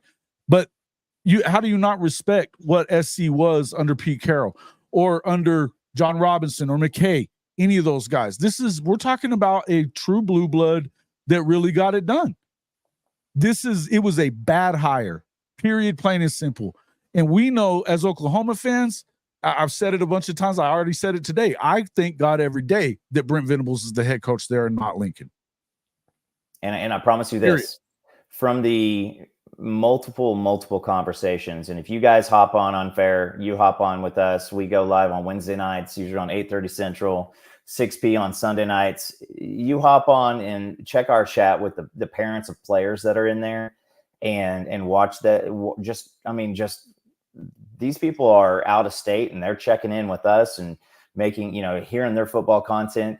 And these parents talk about the culture there. That's something that if you're a USC guy and if you're a donor, listen, what do you have to lose to go and see what Venables is building? Because he is not only doing what's great, but he is also putting effort into developing these boys into men, and these parents are loving it. Hey, and that's the main thing when you start talking about it. You start looking at what Venables is doing. He's doing it the right way. The recruiting with the sole mission, not just about money. He's making connections. It's most important to make those personal connections.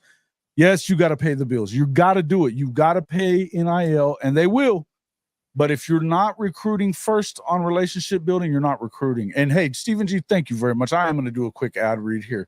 Folks, if you're still with big wireless, Verizon, AT&T, any of the big boys like that, you've got to take a look at Mint Mobile. And you can get 3 months of unlimited talk, text, and data with the nation's largest 5G network for just $45. The way that you do it is a simple way. You keep the phone that you have. You don't even have to get rid of your other service. Keep the phone that you have. Try it out in addition to your other service. $15 a month. It's way worth it. And then you'll see that it compares in every way. I've already switched completely all the way over to Mint Mobile. At 40, I'm going to save $1,600 this year on the two phones that I have. It's way worth trying it out. Try mintmobile.com/HOF. That's mintmobile.com/HOF. Check that out. You'll thank me later, but and it definitely helps the program, but you will definitely thank me later. Also, we have our official show merchandise right above me on the screen right above here, hofmedia.us/pod-merch. Get your 4 gear, horns down gear.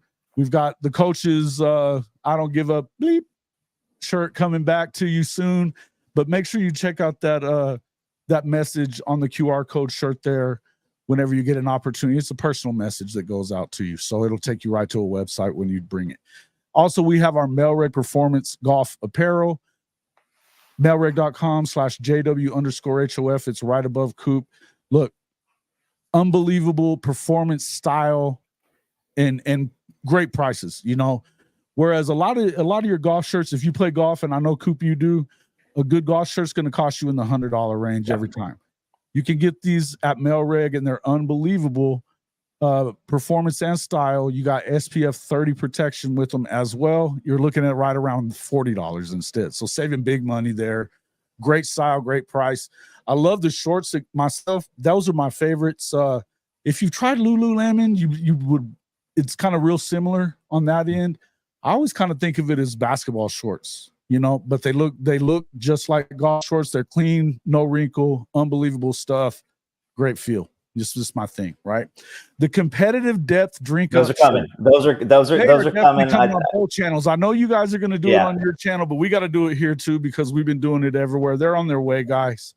We appreciate it. Hey guys, the easiest way to make sure that you and free way to support the channel is just make sure you hit the like button, share us with your friends.